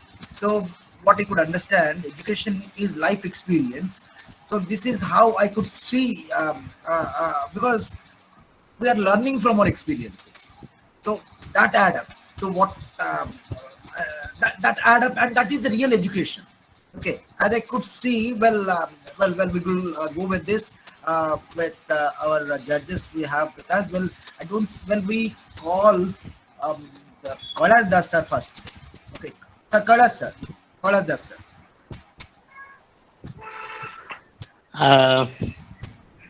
This is a very quite interesting topic itself. We have not reflected. We are all coming through this education system, all of us, but we have not reflected over what education is all about and the role of experience that you have very pertinently, relevantly put and tried to stimulate our thinking once again in this very topic. So this is in the field of a philosophy of education, right? So I want your response in this system, that when I was in BJP college, in the placement charges, some of the recruiters, they said that, sir, most of your students are having 70%, 80% marks in the examination, but they are just not employable.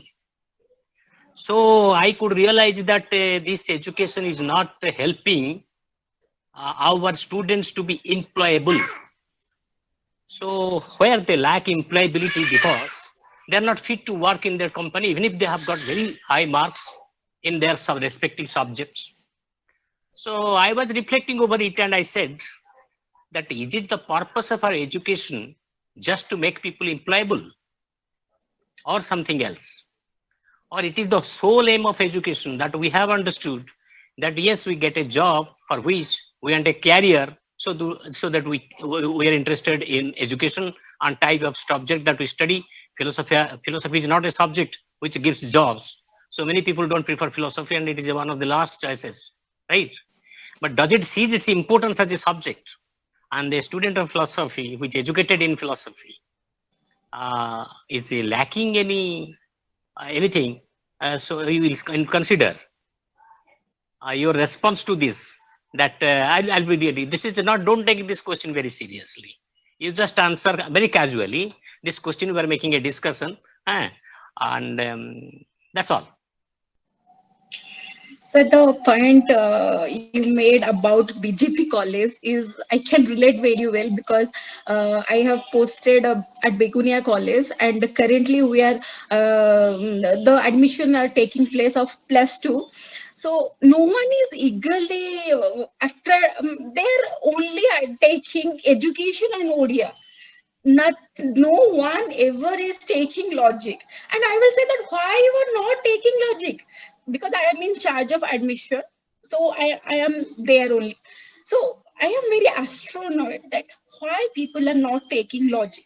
And one student said that yesterday only, Saturday, said that madam logic nele kon hobo sed to kichi nahi au mark भी मिलिबनी au education नेले आमे घोसी कि ना दे दो मु कहली अरे घोसी कि दब जे तमे बुझिबो कोनटा तमे करिवो कोन सेतरे जे कोनोसे सब्जेक्ट नियो तदर गोटे जिंस तमे मेनली इंपोर्टेंट भाबिबो जोटा कि होची रीजनिंग सेही जिंसटा मु ताको बुझेइली एंड थैंक गॉड कि मु जानि से पिलाटा देन लॉजिक नेला मते बोल लागला कि एटलीस्ट मु से पिलार टिके थिंकिंग टा को टिके चेंज करि पारी and second sir you told about that why philosophy of education has not yet recognizable or philosophy itself is not recognizable, but I don't think so that because ethics and that most important part of philosophy I can say is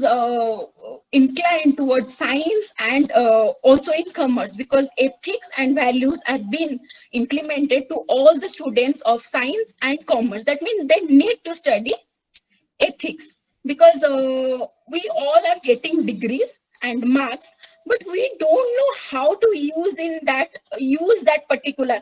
It is just simply a piece of paper. What is about our thinking? So I can say that my two previous participants are also said about Indian philosophy. It is a very root towards philosophy, but what philosophy makes us is that we know it from education only. So how can we not indulge philosophy of education? Thank you, sir. We reflect over it, but what is the main objective of education? If people those who have no academic excellence, they have never gone to a college, but they have been very educated people. They are great learners and people of wisdom, great wisdom. And where we lack actually that necessarily we are not following these. And if the objective of education is, in simple words, that to be a good citizen of this country, to be a good wife to your husband and good husband to your wife, good father to your son or daughter and good son or daughter to your father, I think most of the things will be fulfilled. If this purpose of education, and education should make you capable of receiving any training and further knowledge. You should have this analytical skill to think for yourself. You need to be a thinker so that you can accept other knowledges very easily. You should be free from dogmas and superstitions. You should have a mind which is very sharp. To sharpen that mind, the kind of education we need, so that all other knowledges can be acquired easily. This way we can reflect over, are we going to fulfill this kind of objective of education, either from in our colleges or universities and schools, and also from experience, life experience from peer groups and society at large. And how can we think of reformations? And all people are not reformers. Few people, they break this and traditional dogmas and superstitions, go beyond and make some change in the society. The great reformers of our of the world, they have saved the world. So this is what should be the purpose of our education, objective of our education. This is what but you have really provoked a lot of thought.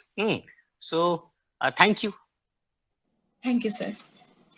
Yes, thank you, Dr. Das and Smriti Mai. Well, one thing that I could see, that we should be very much clear that education is not just working on the curriculum for earning a degree, number one. What we should see is education is a sort of life experience.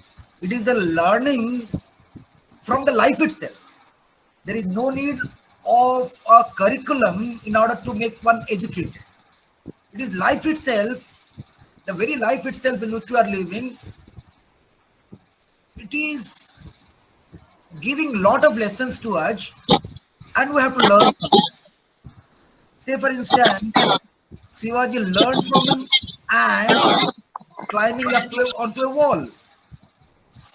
Okay. So this is a lesson, it's an experience. So that is the real education. Okay. And that for that we don't need a school or a college. And this actually I feel is the real education. If we go by say the education, an instance comes to my mind. Say you see when Chanakya along with Chandragupta attacked Magadha, actually Magadha is at the center and they wanted to attack Magadha right at the center. They failed. And the day on the night of that failure, Chandragupta and Chanakya, they were hiding in a small hut where a woman was feeding her child and khichdi. What she was doing is she was giving khichdi not from the center. She was giving khichdi from the periphery, from the outer side, because that will be cold comparatively. If she put her hand in the center, it would be very hot. So she was giving khichdi from the periphery, and finally the center was reached. And that was a great learning for Chanakya. You see, a great learned man, and it was a learning for him. That was the real education. Then an idea struck to his mind, well, Magadha should not be attacked all of a sudden. In order to attack Magadha, we have to hit at the peripheries. So what he did is, he made friendly relations with the periphery, or he attacked the peripheries, finally got control of the peripheries and reached at the center, Magadha, and for the second attempt, he was successful. So from life itself, we need to, life gives lot of thoughts, lot of education, and we need a net to get all that. And that is real education.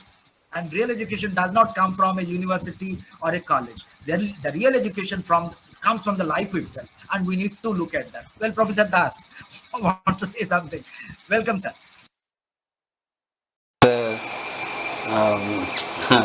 Yesterday we were discussing, Dr. Kailash Chandra Das and myself, we are discussing about Professor Hridayananda Rai. This is relevant to this topic, therefore I am sharing that Dr. Das said yesterday about Hridayananda Rai, that he was saying that we may not eradicate suffering, but we can enrich our experience in such a way that we can tolerate the sufferings. It is a great saying of Professor Hridayananda Rai, that we should know how to respond the life situation. Education helps us in that direction. So far as employability is concerned, as that was the main question of Dr. Das, I shall say nowadays employment is a myth, because even if you have very good qualification, very good degree, and you are also talented, but you cannot get a seat, get a post in a university or in college, because there is a reservation system. So there are so many factors for employment, but education has no reservation in the true sense of the term. But now seats are also reserved for the for some reserved people. That suppose a doctor is passing with reservation and he is going to operate a patient. So such things are there. So I don't think that one should be educated only for employment. That will end in harassment, that will end in frustration. So getting education and being educated, there is a big difference. So we should have a very beautiful experience. The title is very good, education and experience. We should enrich our experience through education. We may not be an employee, we may be an employer if we have good experience in life. This is my submission. I appreciated this paper, and I just remembered the great saying of Professor Hridayananda Rai, which was told by Dr. Das yesterday. Thank you.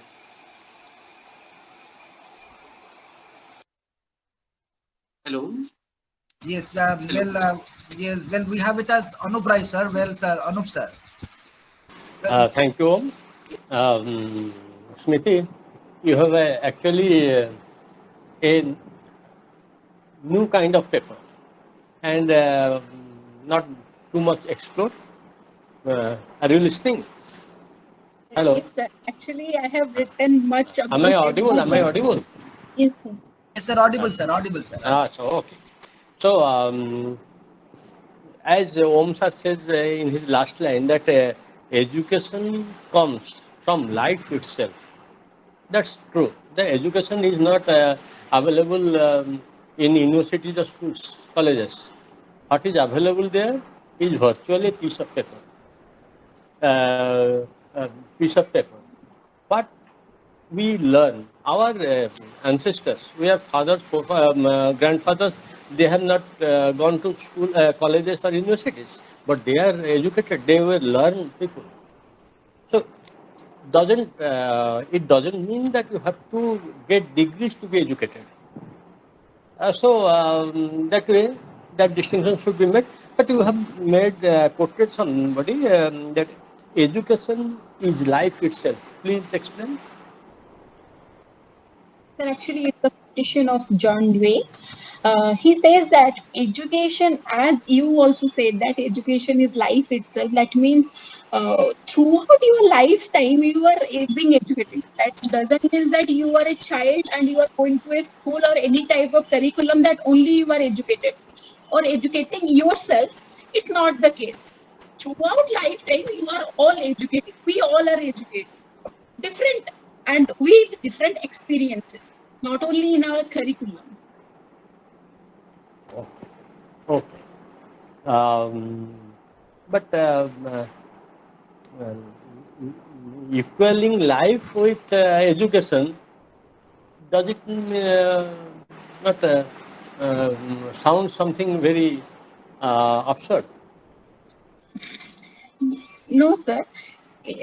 Actually, he quote two sentences that that means education is not preparation for life. That means first sentence of his quotation is education is not preparation for life. That means he says that experience can be also a part of preparing life. First thing, I am very pardon me if I am wrong, but the meaning of that sentence, I think, that education is not preparation for life. That means he added another word, that is experiences. That is also plays a vital role.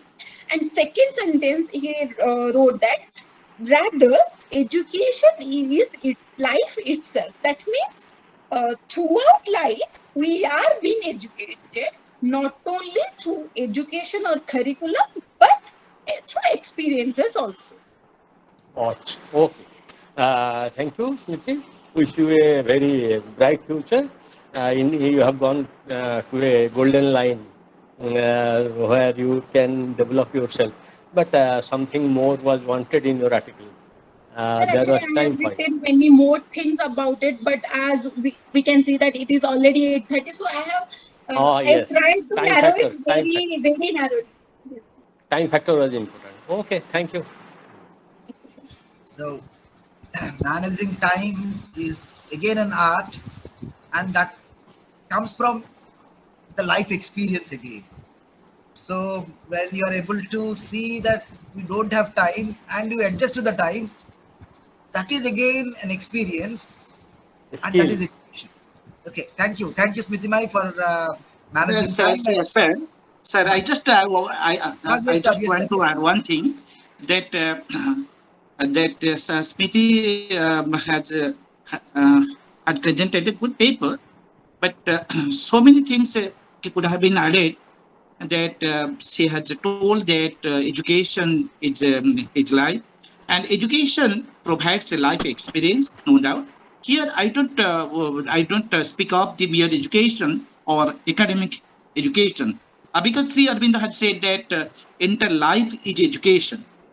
And when we are going to discuss the philosophy of education, is a reflection, is a kind of rethinking on knowing what and knowing how and knowing what is very much related to our our practical life. And without having the knowledge of knowing how and knowing what, we can succeed. We can succeed in any way in the practical life. So the philosophy of education is that provides a reflection to us. It provides a rethinking to us in order to how to lead our practical life. Thanks so much. Thank you, Dr. Maharana, for adding up to this. And in a similar light, we have an observation made by Shravani Misra Madam. Well, she says it is education in the real sense that really makes us superior to animals. So that's how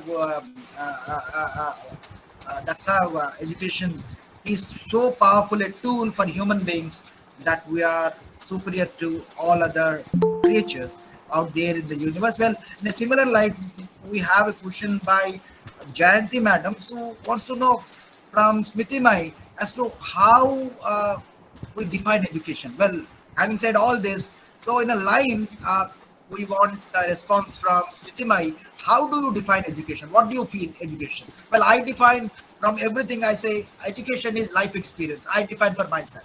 Education is life experience. That's all. How do you define education? Sir, pardon me, but I am completely agree with you that education is life itself. If you are saying that I have to explain it with one line, then I will definitely go with your thought, because my thought is also similar to yours. Okay, thank you. Well, Smriti Mai, well, one more thing. Sir, just one sec. I just would like to intervene here. Just yes, madam. Yes. See, this is a very important topic you have taken. And when you said education and experience, see, a whole lot of traditions are based on Indian knowledge system. Just reflect on that. See, don't make any kind of superficial statements that in philosophy is not a kind of ordinary subject. It's when ordinary perception ends, philosophical observation starts. And education is a very important tool. And Kathopanishad, there is Paravidya and Aparavidya. So if you put education and experience, so there is material experience, whether all educations are life experience or not, that you have to first see. That whole Upanishad is based on Vidya and Avidya. And Vedas में लिखा गया है कि जहां आपके विद्या नहीं है तो अविद्या इज द मृत्युं चित्वा, death like a person. So अगर नॉलेज नहीं है, you have a knowledge centred tradition. And what kind of experience we are talking about? Why paravidya, when we talk about prayers and shreyas and nishreyas, so all these things you should take into account when you are developing the paper. So that is my just humble summation, and it's a good paper, but when you need to, experience is different kinds of experience. Experience is spiritual experience, experience is material experience. What kind of experience? आज problem क्या हो रहा है contemporary society में? More we are mechanical, materialistic. वो ज्ञान चाहिए या वो holistic knowledge चाहिए जो NEP के द्वारा National Education Policy is trying to bring out. So try to ask yourself, and sorry, I don't. So I thought it's the kind of, I'll just help you out to how to proceed. Thank you, ma'am, for your observation. But I mean, I don't know a lot of things about Paravidya and Aparavidya, but my paper is completely based on John Dewey's education. And I have tried to simplify it in that particular way, and I have not went to Indian philosophical thought. Sorry. Thank you, Smriti Mai. Also, thank you, Jayanti Madam. Well, one thing what Smriti Mai is trying to point out is the position taken by John Dee. Well, he says education is life itself, and to this I have made a bit of changes to say education is life experience.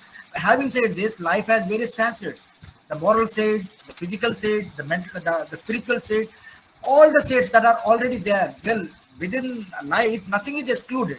All the states are there, and therein we can fit in different things as you have rightly pointed out. Thank you, Jansi madam. Well, we have with us Pramod sir, the Pramod sir. Well, he wants to ask something. Yes, welcome sir. Namaskaram sir. Namaskar, sir. And Soumya has nicely explained about education. It's an ocean actually. It's a vague, it's a broad aspect actually. And it's not possible to cover all the points. The way of different explanation is different actually. Education, according to me, education is a training which can exist properly in the life. We can lead the life properly without not harming anyone. That is called education according to me. And nowadays, the practical education has no meaning at all actually. We are talking about education, but where are the values are going on?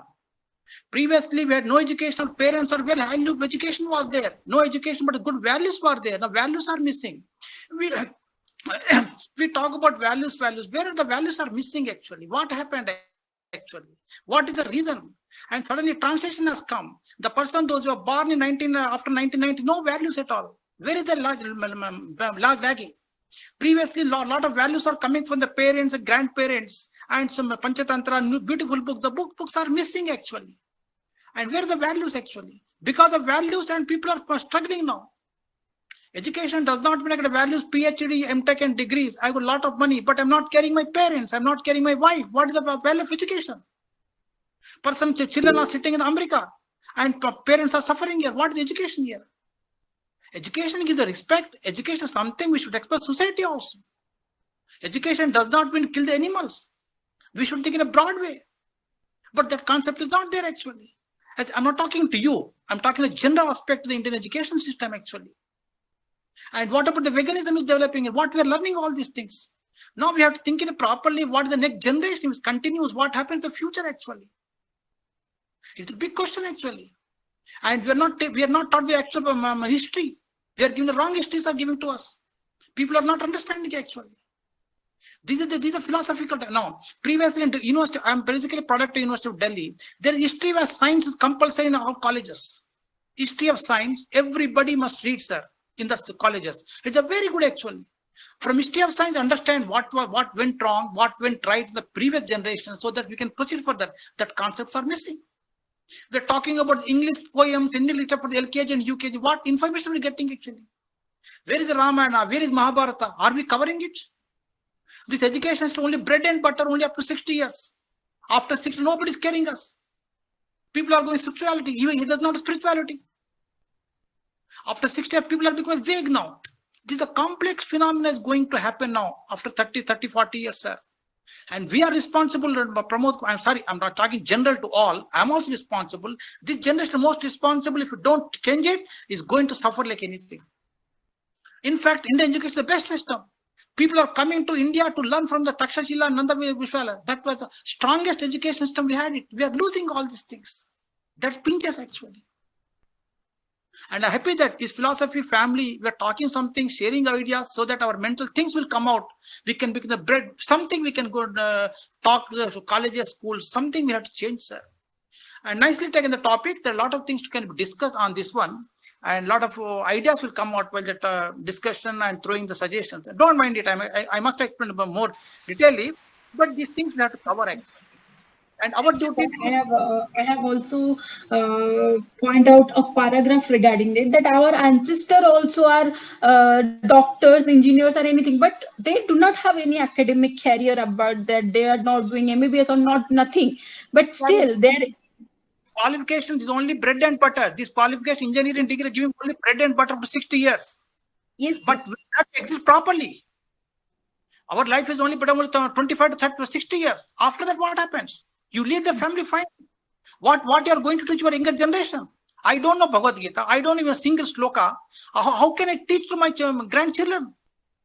What happened? What is going on? People are not going to temples. Other coming to temples attending, but we are missing a lot of things actually.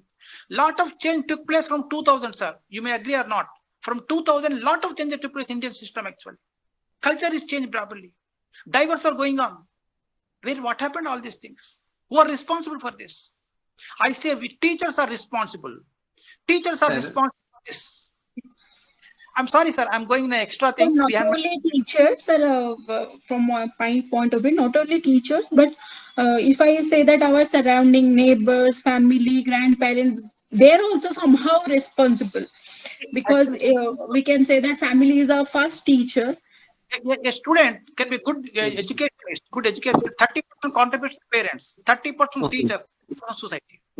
Okay, thanks so much, sir. Thanks so much, sir, for your beautiful observation that our presenter will remember, and she will modify, okay, her paper in future. Okay, thanks so much, sir. Speaker or last participant, Miss Kasmira Murmu. Miss Kasmira Murmu is the assistant professor of Ravenshaw University, Cuttack, Odisha, and I think she happens to be the youngest assistant professor of her state, and she is a bugler, and she is a speaker, she is a poet, and she has many potentialities in her field, and she has prepared paper under the guidance of Professor Dr. Olakananda Parida of Ravenshaw University, and today she will speak on the concept man and nature. Over to Ms. Kasmira Murmu. Hello, am I audible? Yes, it's audible. And is my screen visible? No. Okay, it is not visible. Wait, your screen is visible. Screen is visible. I'm not visible. I'm talking about the PPT. Actually, I have an issue with my laptop. Like the webcam is not working. Okay. But it should be visible in this program. Sir, will But it in be laptop, both things can be done. Okay, But okay, in okay. laptop, both things can be done. Your visibility and your paper visibility, what can be done? Okay. After presentation, you should close your presentation and you should be visible. Okay. Okay, sir. Good evening, everyone. It's really late, but I hope that we all have the patience to listen to me, the last speaker. So let me just take you back a few years back when it was Beijing Olympics. There was a news in the news channels that a certain portion of the cloud was shifted from its natural position so that it may not rain when the sports event would take place. It was one of the greatest technologies of the Chinese government, but what about the disturbance that it created in the ecosystem? What about the disturbance that it created in the natural system? This is the world that we live in. The present talk deals with the study of the relationship between man and nature. The environment around man, which includes the air, water, abiotic components, and biotic components, is an integral part of man's life, without which his survival is not possible. But because of anthropogenic activities, negative impact has been resulted on the environment, the effects of which are already visible around man, like global warming and climate change. As a result, various biological, chemical, and physical pollutants and potential pathogens have evolved and developed that can harm people's health through series of complex transport and exposure systems. All this destruction can lead to very fatal consequences. Friends, we need to understand that the relationship between man and nature is deep. Man's obligation towards nature is there, and his actions have direct impact on nature. If man lives in harmony with nature, then there shall be balance in the ecosystem. And if man lives at the cost of nature, then that would give rise to environmental issues. So what are these environmental issues? Environmental problems occur when there is imbalance in the ecosystem, such as global warming and climate change. Industrialization also contributes substantially to environmental problems, and environmental problems have long-term impact on contemporary humanity and future society. So how will such problems hamper the future generation? Just take the example of the ozone layer depletion. If the ozone layer will deplete, then it will extinct the entire human race. So man today bears obligation towards the future generation. In order to find a possible solution, we need to look into the philosophical perspectives and analyze various issues pertaining to the man-nature relationship. One of the theories that comes to the forefront is the theory of anthropocentrism. The term anthropocentrism has been derived from the terms anthropos and centric, which means man-centered, and it says that man is the holder of moral right. He is superior because he possesses intellect, whereas non-humans are driven by instinct. He has free will and the capacity for decision-making, and the superiority of man over non-humans has been emphasized in Genesis by Aristotle and by Thomas Aquinas. In Genesis of Bible, it has been mentioned that God made man in his own image and let him have dominion over everything present on the earth. Even Aristotle said that there is hierarchy in the state of nature. Plants exist for the sake of animals, and animals exist for the sake of human beings. Aquinas, in his book Summa Theologica, subscribes to the viewpoint in the Genesis and Aristotle by saying that there are no place for man's sins against nature. But there are certain inherent flaws in anthropocentrism.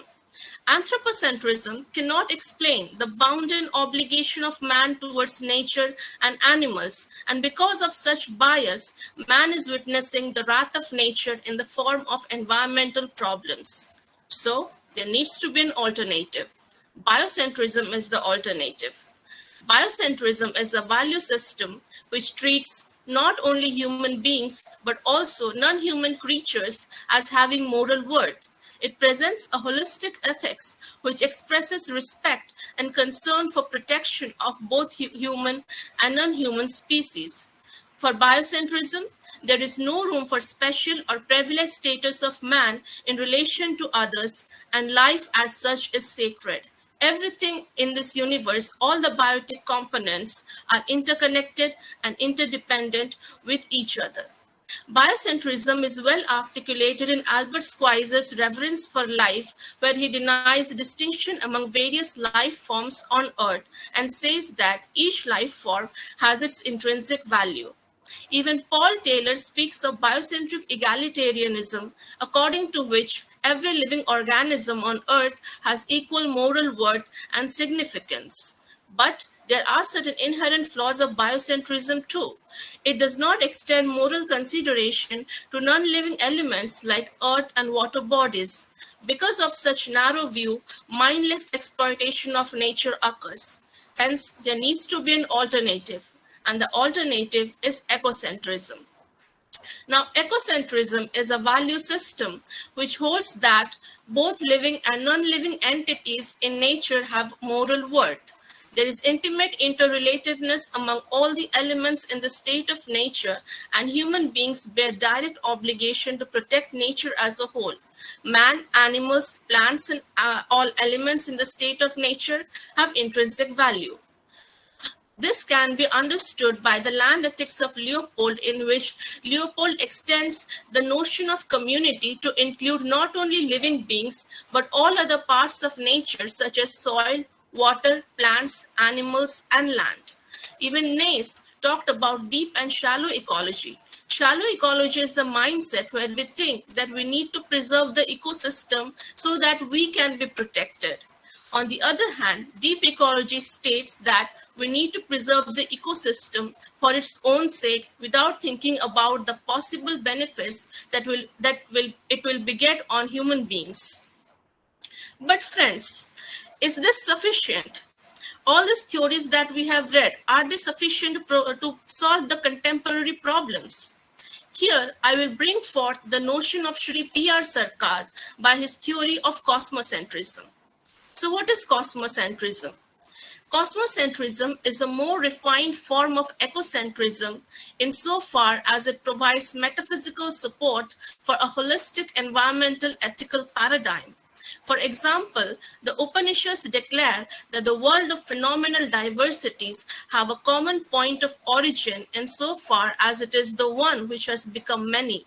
Since it is the one which has become many, it is the nature of the primordial substance that determines essential nature of the particulars or the phenomenal diversities. In this sense, the difference between the living and non-living is not one of kind, but of degree. Every inanimate or non-living thing is potentially infinite, potentially conscious, and possesses mind. As the ultimate reality is of the nature of pure consciousness, every created thing is potentially conscious. This metaphysical backdrop holds out the rationale as to why one should treat everyone else as one's kin or kindred. That which appears to be inanimate has the inherent potency to go through different phases of evolution and ultimately prove to be none different from the intelligent human beings. There is nothing alien or other. Everything has its existential or intrinsic value in the cosmic family, and the concept of cosmic family, that is Vasudhaiva Kutumbakam, is a corollary of the vision of oneness in diversities. Though things which appear to be different, there is an essential identity insofar as everything and every being is of the nature of one fundamental essence. Given this, there is no room for discrimination, disparity, exploitation of human beings.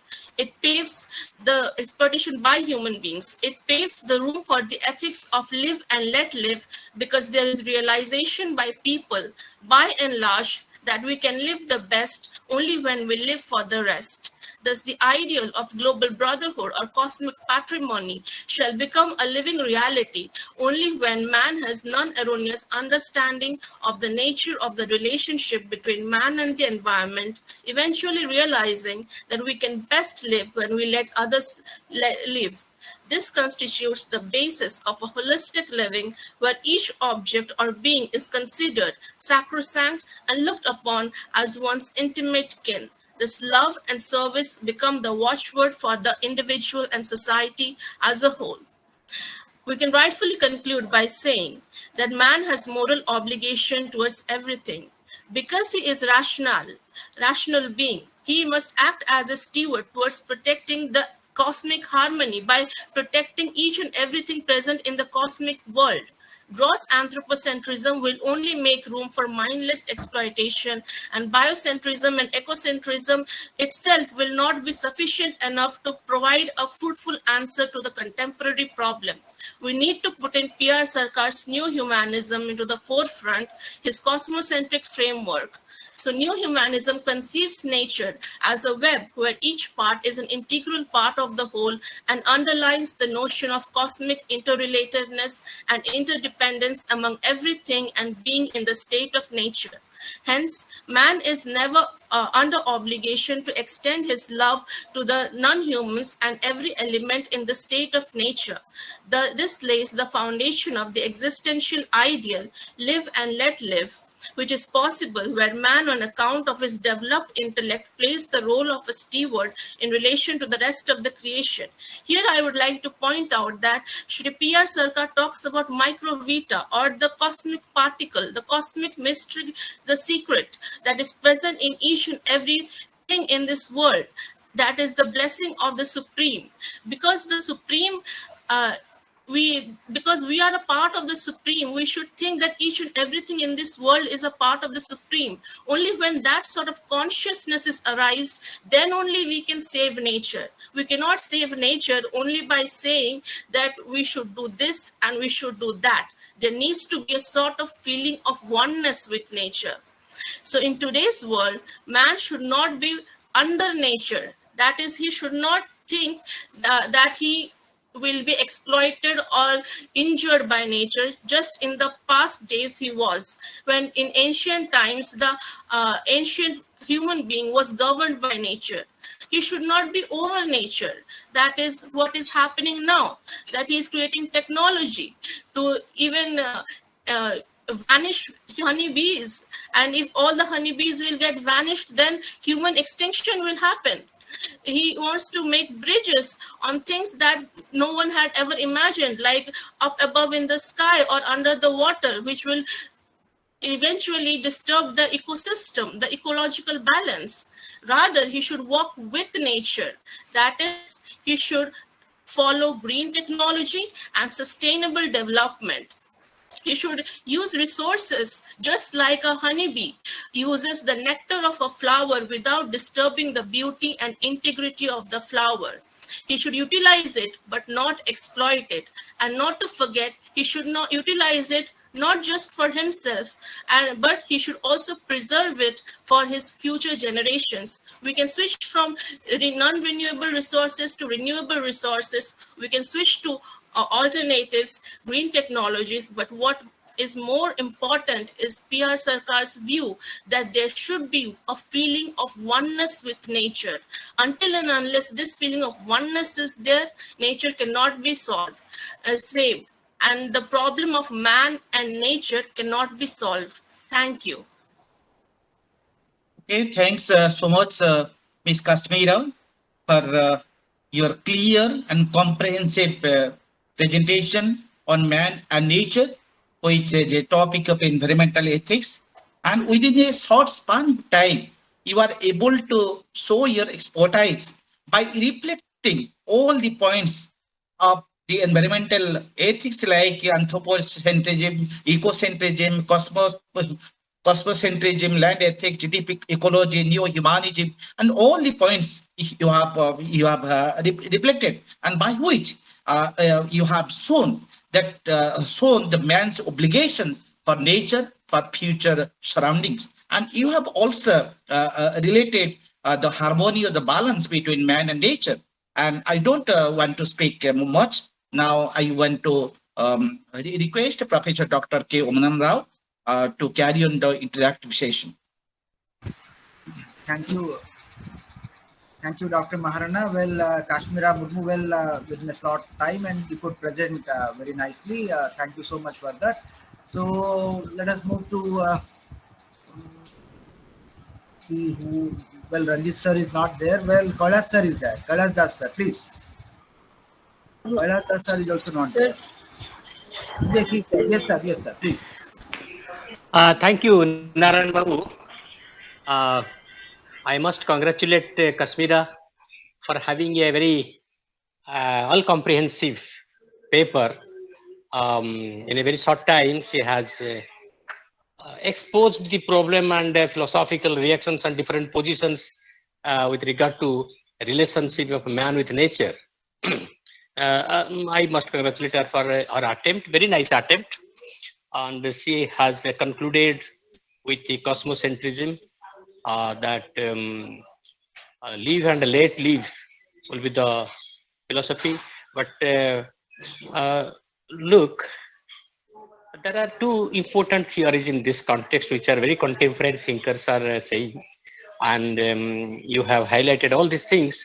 One of the important philosophers of the present day, which just recently has expired, Paul Coles, he has given an idea with regard to man's relationship with nature, and his idea is the planetary humanism. In planetary humanism theory, what he says is he addresses most of the problems. Look, all these philosophical doctrines are looking sophistry and the illusion so far the practical uses of the world, the way the world leaders are going and leading us. For example, there is a now war in a country. There is always possibility of a second world war, and you know the devastation of a war and the environmental degradation by that. Man's lust for luxury and comfort has tried him to make the world so much industrialized, so it has a thoroughly exploited nature in water, air, and everywhere we have found the exploitation. So if we don't learn to live wisely, we are going to die like fools. That is what Paul Coles will warn the leaders of the world. And when he says about planetary humanism, that the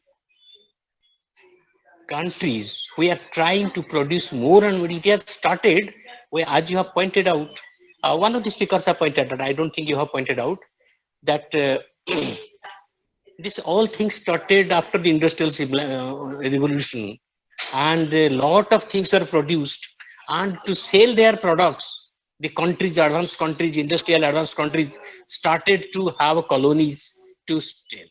And colonialism was a result of only selling goods to other countries and producing lots of goods to sell. But this has ended in today's catastrophe of global warming and environmental crisis. And we'll be astonished to know that nowadays many people are just dying because of many respiratory problems because the air is polluted. And everybody, maybe more and more people will be suffering from this in near future.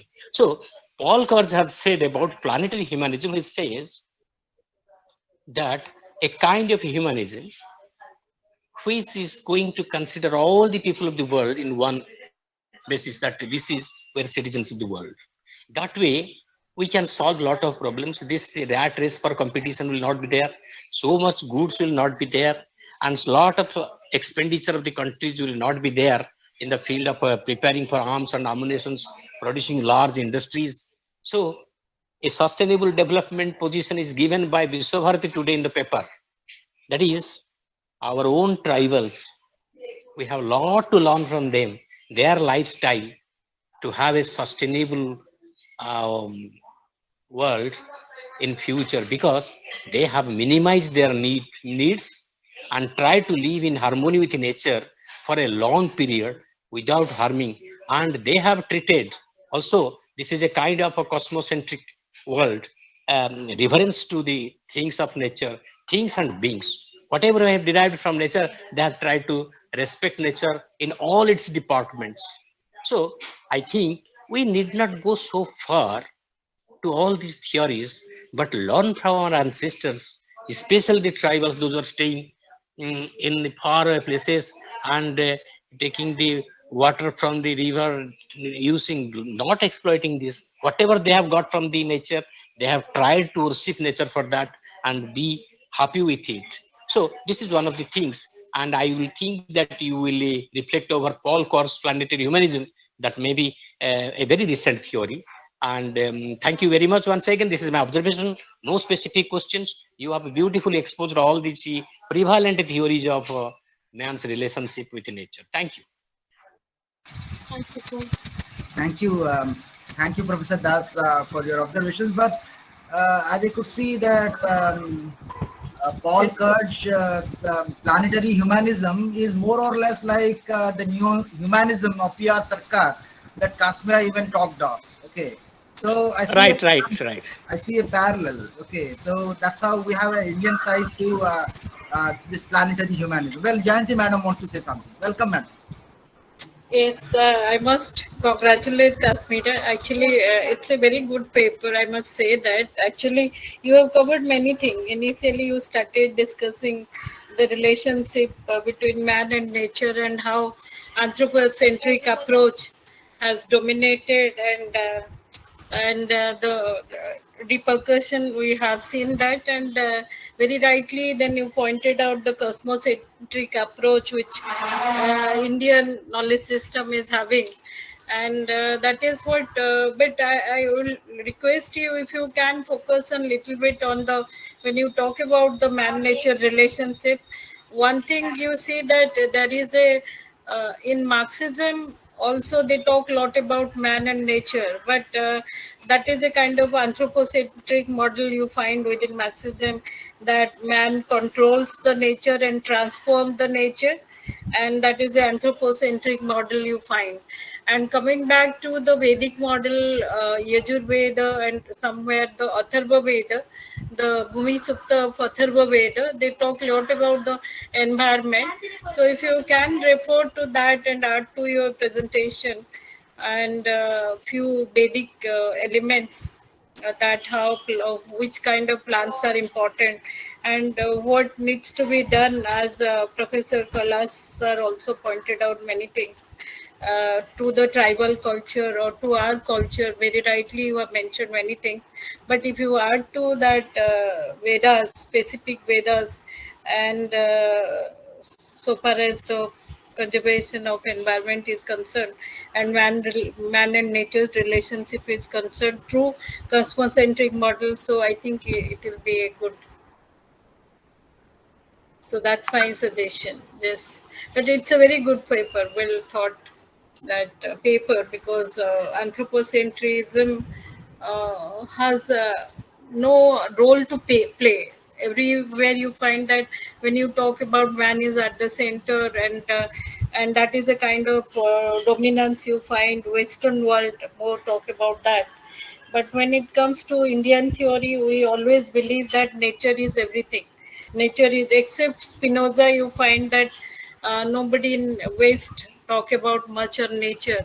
So at least Spinoza talk about that pantheism, all in God, and give emphasis on the nature as God, nature, naturata, that philosophy. But otherwise, you find always they talk about anthropocentric approach, and we still have a better approach, so we can give it to the whole world to establish the Vasudhaiva Kutumbakam model, and successfully we can save the environment if we go by the cosmocentric model. That's my summation. Thank you so much for a good paper.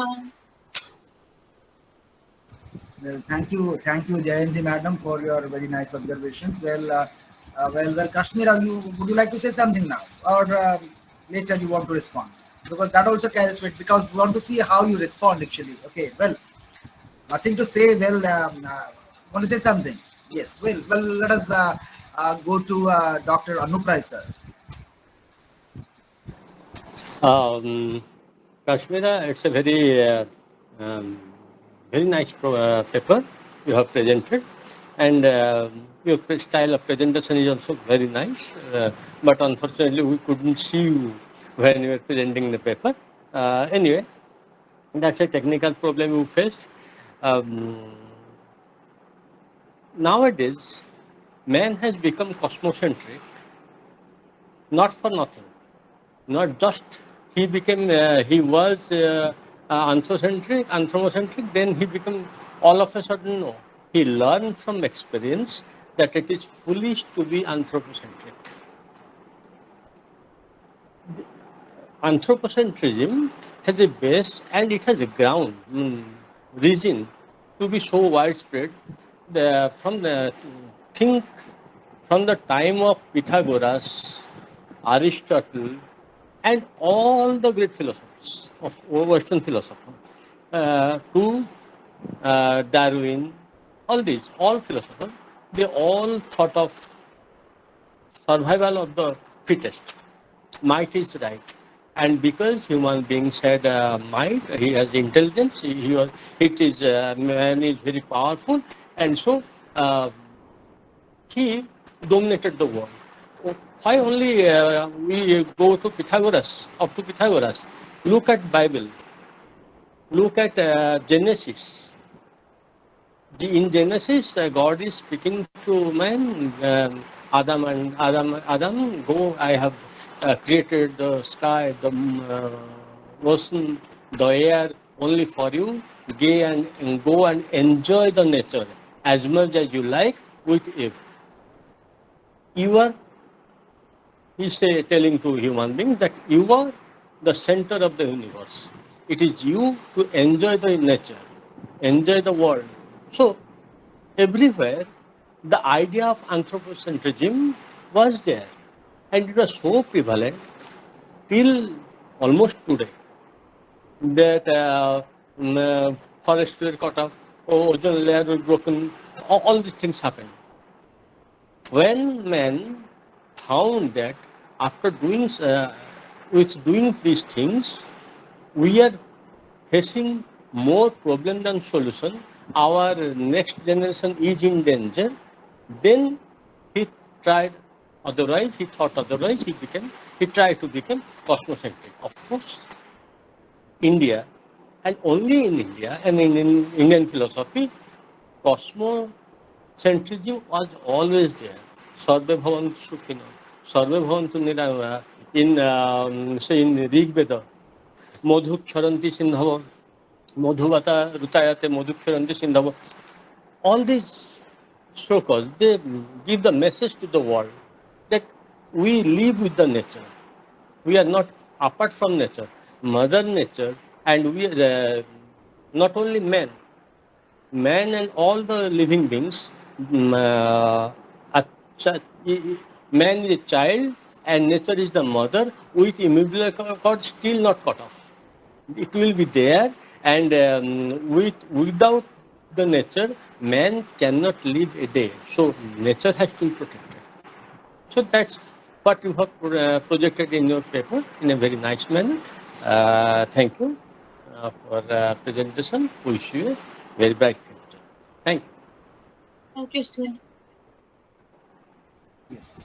Thank you, Dr. Roy, and also thank Jayanti Madam. As both of you said that much of the ideas of cosmocentrism are contained in our ancient texts, and just we are waking up now. Well, we have passed through the stages of say fearing nature in the ancient past. Then with the advancement of knowledge, we started exploiting nature, and we have passed to a stage where no more exploitation, any more exploitation is suicidal. So we are now saying that no, we are with nature. Okay, so the question is, the idea is there. The idea of cosmocentrism in theory, well, it's all right, acceptable. But still, my question is man committed to this cosmocentric idea even this day? Has he really is with this idea? He is conscious about this idea of cosmocentrism and the extent of exploitation that we have done, because the exploitation is still going on. We are still exploiting nature. It is in theory that we say that we are with nature. Any disturbance to or any harm to any component, biotic or abiotic, is suicidal for the human existence. People have realized this theoretically, but practically this is not the case. Exploitation is still going on. The ideas of sustainable development that we speak of in theory practically are not carried on. So, having defending your thesis, I want to know from you, what is your view, the practical side of defending the cosmocentric position, the practical side? Thank you, sir, for your question. It is indeed a very good question and correct question to ask. So first of all, I would just differentiate one thing, that when we use man, while even I used the term man while talking, I took it as a collective noun. But when we see practically, then we see M-E-N, men. So when we see men, we see that the majority of men are still tilted towards the anthropocentric viewpoint, and there are certain men, means people, who are trying to whether either they have realized the value of cosmocentrism today, like the people who are reforming themselves, or the ones who have been practicing cosmocentrism, like the tribals and the people of the forests. So on the practical side, I would say man is he is not realizing it till now, because he is being governed by his greed. Mahatma Gandhi said that we have room for need but not for greed. But man, the only thing because of which man, despite of knowing that it is not correct to be anthropocentric, rather he should be cosmocentric, the only thing that is governing him is greed. And when this greed will be diminished or removed, then only we can say that cosmocentrism can be practically realized. But I would not say that it is completely a theory, a utopian theory, because there are people who are practicing it, but the majority of us are not yet practicing it. Another thing that I would like to point out here is that it is not just because some people just know but they're not practicing, because subjects like philosophy, subjects like ethics, subjects like value education are not being inculcated in our curriculums and in our value systems, because of which this is happening, because there are many people who are not even aware about the outcomes of their actions today. Like the people who are just going on creating industries and technologies, they are talking about profits, they have all these wonderful degrees in all these business and etc., but they don't have a human degree in value or a human degree in at least understanding or reflecting back. Man is so much engrossed in today's rat race that he's not reflecting back that what will happen if he will exploit nature. He doesn't even think that he's exploiting nature. He's saying that I'm just making industries so that economic development will happen, so that land will be there. But he's not thinking about what if this will have a negative impact. So for that, first, number one, we need to realize the value. Second, we need to not be just talk the talk, but walk the walk. Number three, we need to seriously take it. And number four, we need to make a real great reform in our educational system. Without reforming the educational system and without counseling people around, I don't think cosmocentrism will be a practical thing. Like, it has been there since so many years and so many generations, through our ancestors, through the tribals. Yet it is there, yet we are not able to see it because of the greed that we are bound with. So for all these things, the steps that I said, that needs to be taken into account, and then only we can completely realize it. I would not say that we have not realized it, because Medha Patkar and Chipko movement would not have happened if that would not have been realized. But this much amount is not sufficient. We need there's a really long way to go ahead, and we need to work really lot, or else the future is just dark. Thank you, Kashmira, for your response. Can I add one point here? Yes, yes, See, Kashmira, there is a point of differences are there, because see, when we go by anthropocentric model or cosmocentric model, yet also within anthropocentric model, if you go by Marxian philosophy, there is a critique of also you find in Heidegger, when he speaks about that criticism against the technology or danger which are coming due to the modern technology. If you go by that, he like all few existentialists taking Kierkegaard and Heidegger, though they followed always they follow the method of anthropocentrism, but that awareness has come up that the danger which are coming because of the technology. So they also they are criticizing the application of the technology, and there you find Heidegger is saying that when we use the technology, we just use the technology as a means, but we never question the essence of the technology. So what he is proposing that we should worry, he is worried about the way that modern use of the technology are taking place, which is in a long run, which is a danger for the nature also, danger for everything. So that also he is pointing out, not that people are not aware, or people are doing work on that also within anthropocentric model. But when we talk about cosmocentric model, we still have a very valid points, because we are in a kind of higher side. Even if you talk about anthropocentric model, that will not be a sustainable model for a long run.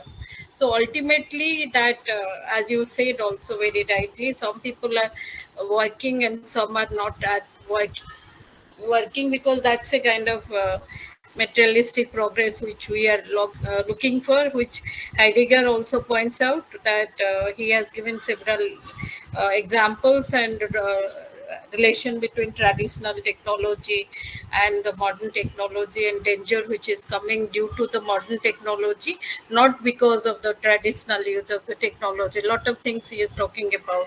So now the time has come to realize the importance of the traditional value system which Indian knowledge system is having, and as you rightly pointed out, unless and until we introduce in the educational curriculum system, the things are not going to change. And in India, always we worship nature, and we believe that more than the man, nature is powerful. Not like Bible, which started a kind of giving analysis that man is at the God has created man, then man, animals, so hierarchy. So we don't believe in that theory. We still have a sustainable model, and if we go back to our traditional system, then I think we can protect the environment. Otherwise, we can't. Madam, what I was saying is actually the ethical use of technology is more important. That is what has ruined this situation. Ethical use of technology. That has created all problem. That if you are not ethical using technology that is at our hand, we are doing more danger to, we are not far-sighted. We are near-sighted developed, and it is not leading to sustainable development. That's all. Sir, they have 3% for nicely explained, the educational nature, things are nicely explained, sir. Thanks for the congratulations for the 3 speakers. In fact, nature is a treasury. The man wants to greedy. He wants everything from nature. And technological ethics must be covered in the education system, sir. This is my observation, sir. Congratulations for the 3 speakers.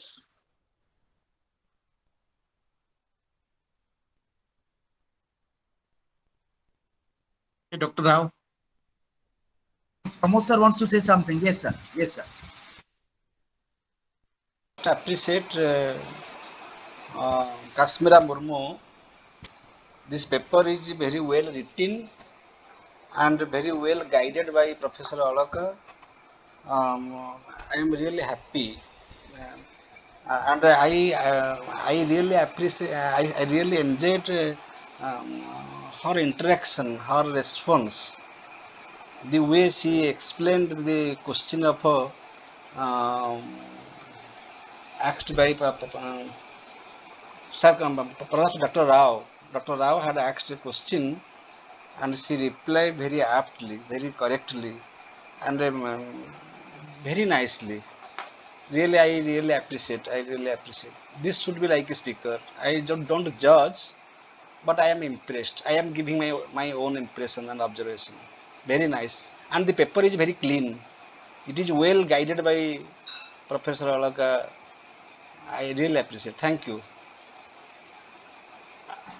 Thank you, Dr. Das, for your comments, and also thank Kashmira for being so confident in her approach. We should have seen her while presenting. Well, that was not possible. Okay, she wanted to show her presentation and not herself. So we should have seen her while she was presenting. So we should have seen her better, judged her better. Well, the response was very good. Thank you, Kashmira. Good wishes. Well, over to Dr. Kailas Maharana sir for carrying on the further question. Okay, thanks so much, Uki Kashmira, for your excellent presentation and responses to the questions of our learned professors. And in the past special session, we have discovered the talents, the creativity of young research scholars with the commitment to the philosophical reflection. And today we have with us 4 participants, and they have presented their papers on their own way. Everything and everybody has potentiality to explore their respective things. And my thanks goes to Mr. Abhinsham Tiwari, Anupam Chaudhary, Smitimai Basantia, Kashmira Murmu, the way they have presented their papers and interacted with our learning professors. And we are indebted to our professors, our esteemed judges and viewers like Professor Ranjit Ghosh and Professor Avinash, Professor Kaleshtan Das, Professor Anup Rai, Professor Dr. K. Umran Rao, and our professor, Professor Jayanti Priyadarshini from Delhi University, Professor Pramod Kumar Das, our Armini, and for others, those have shown their observation, put their observation, origins, questions, and through sharing their wisdom we are really benefited by the observation and queries. And special thanks to the supervisors of these participants, these research scholars like Dr. Prashant Shukla, Mr.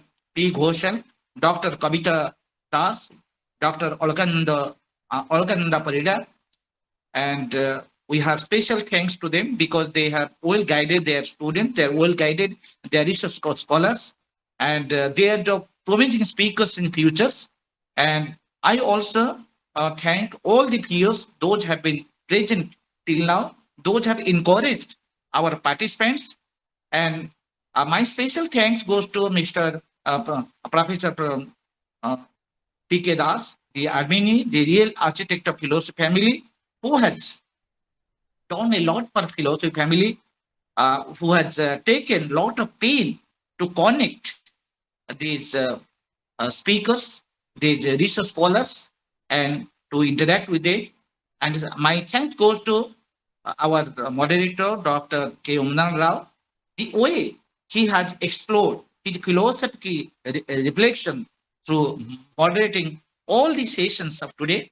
So today I have special thanks to Professor Dr. K. Umnan Rao. And with this, once again, I offer my gratitude to all the viewers, all the speakers, all the all the observers, and our esteemed judges for their presence and for their commitment for philosophy family. Thanks so much. So, Dr. Kailas Mahana sir, I also thank you for thanking everybody and for your comments and observations during the course of the sessions. But one thing I request the participants for the second special session, well, they are joining, it's good, but I request them that they should be with their guides, like the way today we had Anupam. He was with his guide. That is encouraging. Actually, we should come up. We should inform. Yeah, so that we will feel the student, the scholars will feel good, and there will be a good feeling in the family also.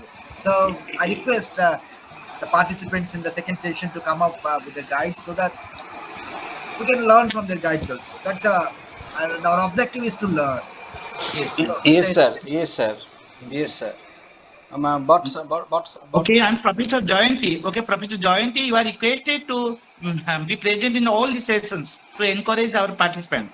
Professor Jayanti. Yes, sir. Yes, sir. Truly. Jayanti madam, please be with us. Please be with us in these special sessions. Please be with us, madam. Sir, hello. Dr. Rao. Yes. Sir. Actually, sir, I'll be there. Thank you so. Actually, we request all the supervisors or guides, they should join and encourage their students. But even if that is not possible for some students, for some participants, they should come forward alone. Okay. No issue. We have to request. We have to request the scholars to request their supervisors to join. That should be. Yes. But the students should be very much free from the presence and absence of their guides, because if they are guided, they can battle the war.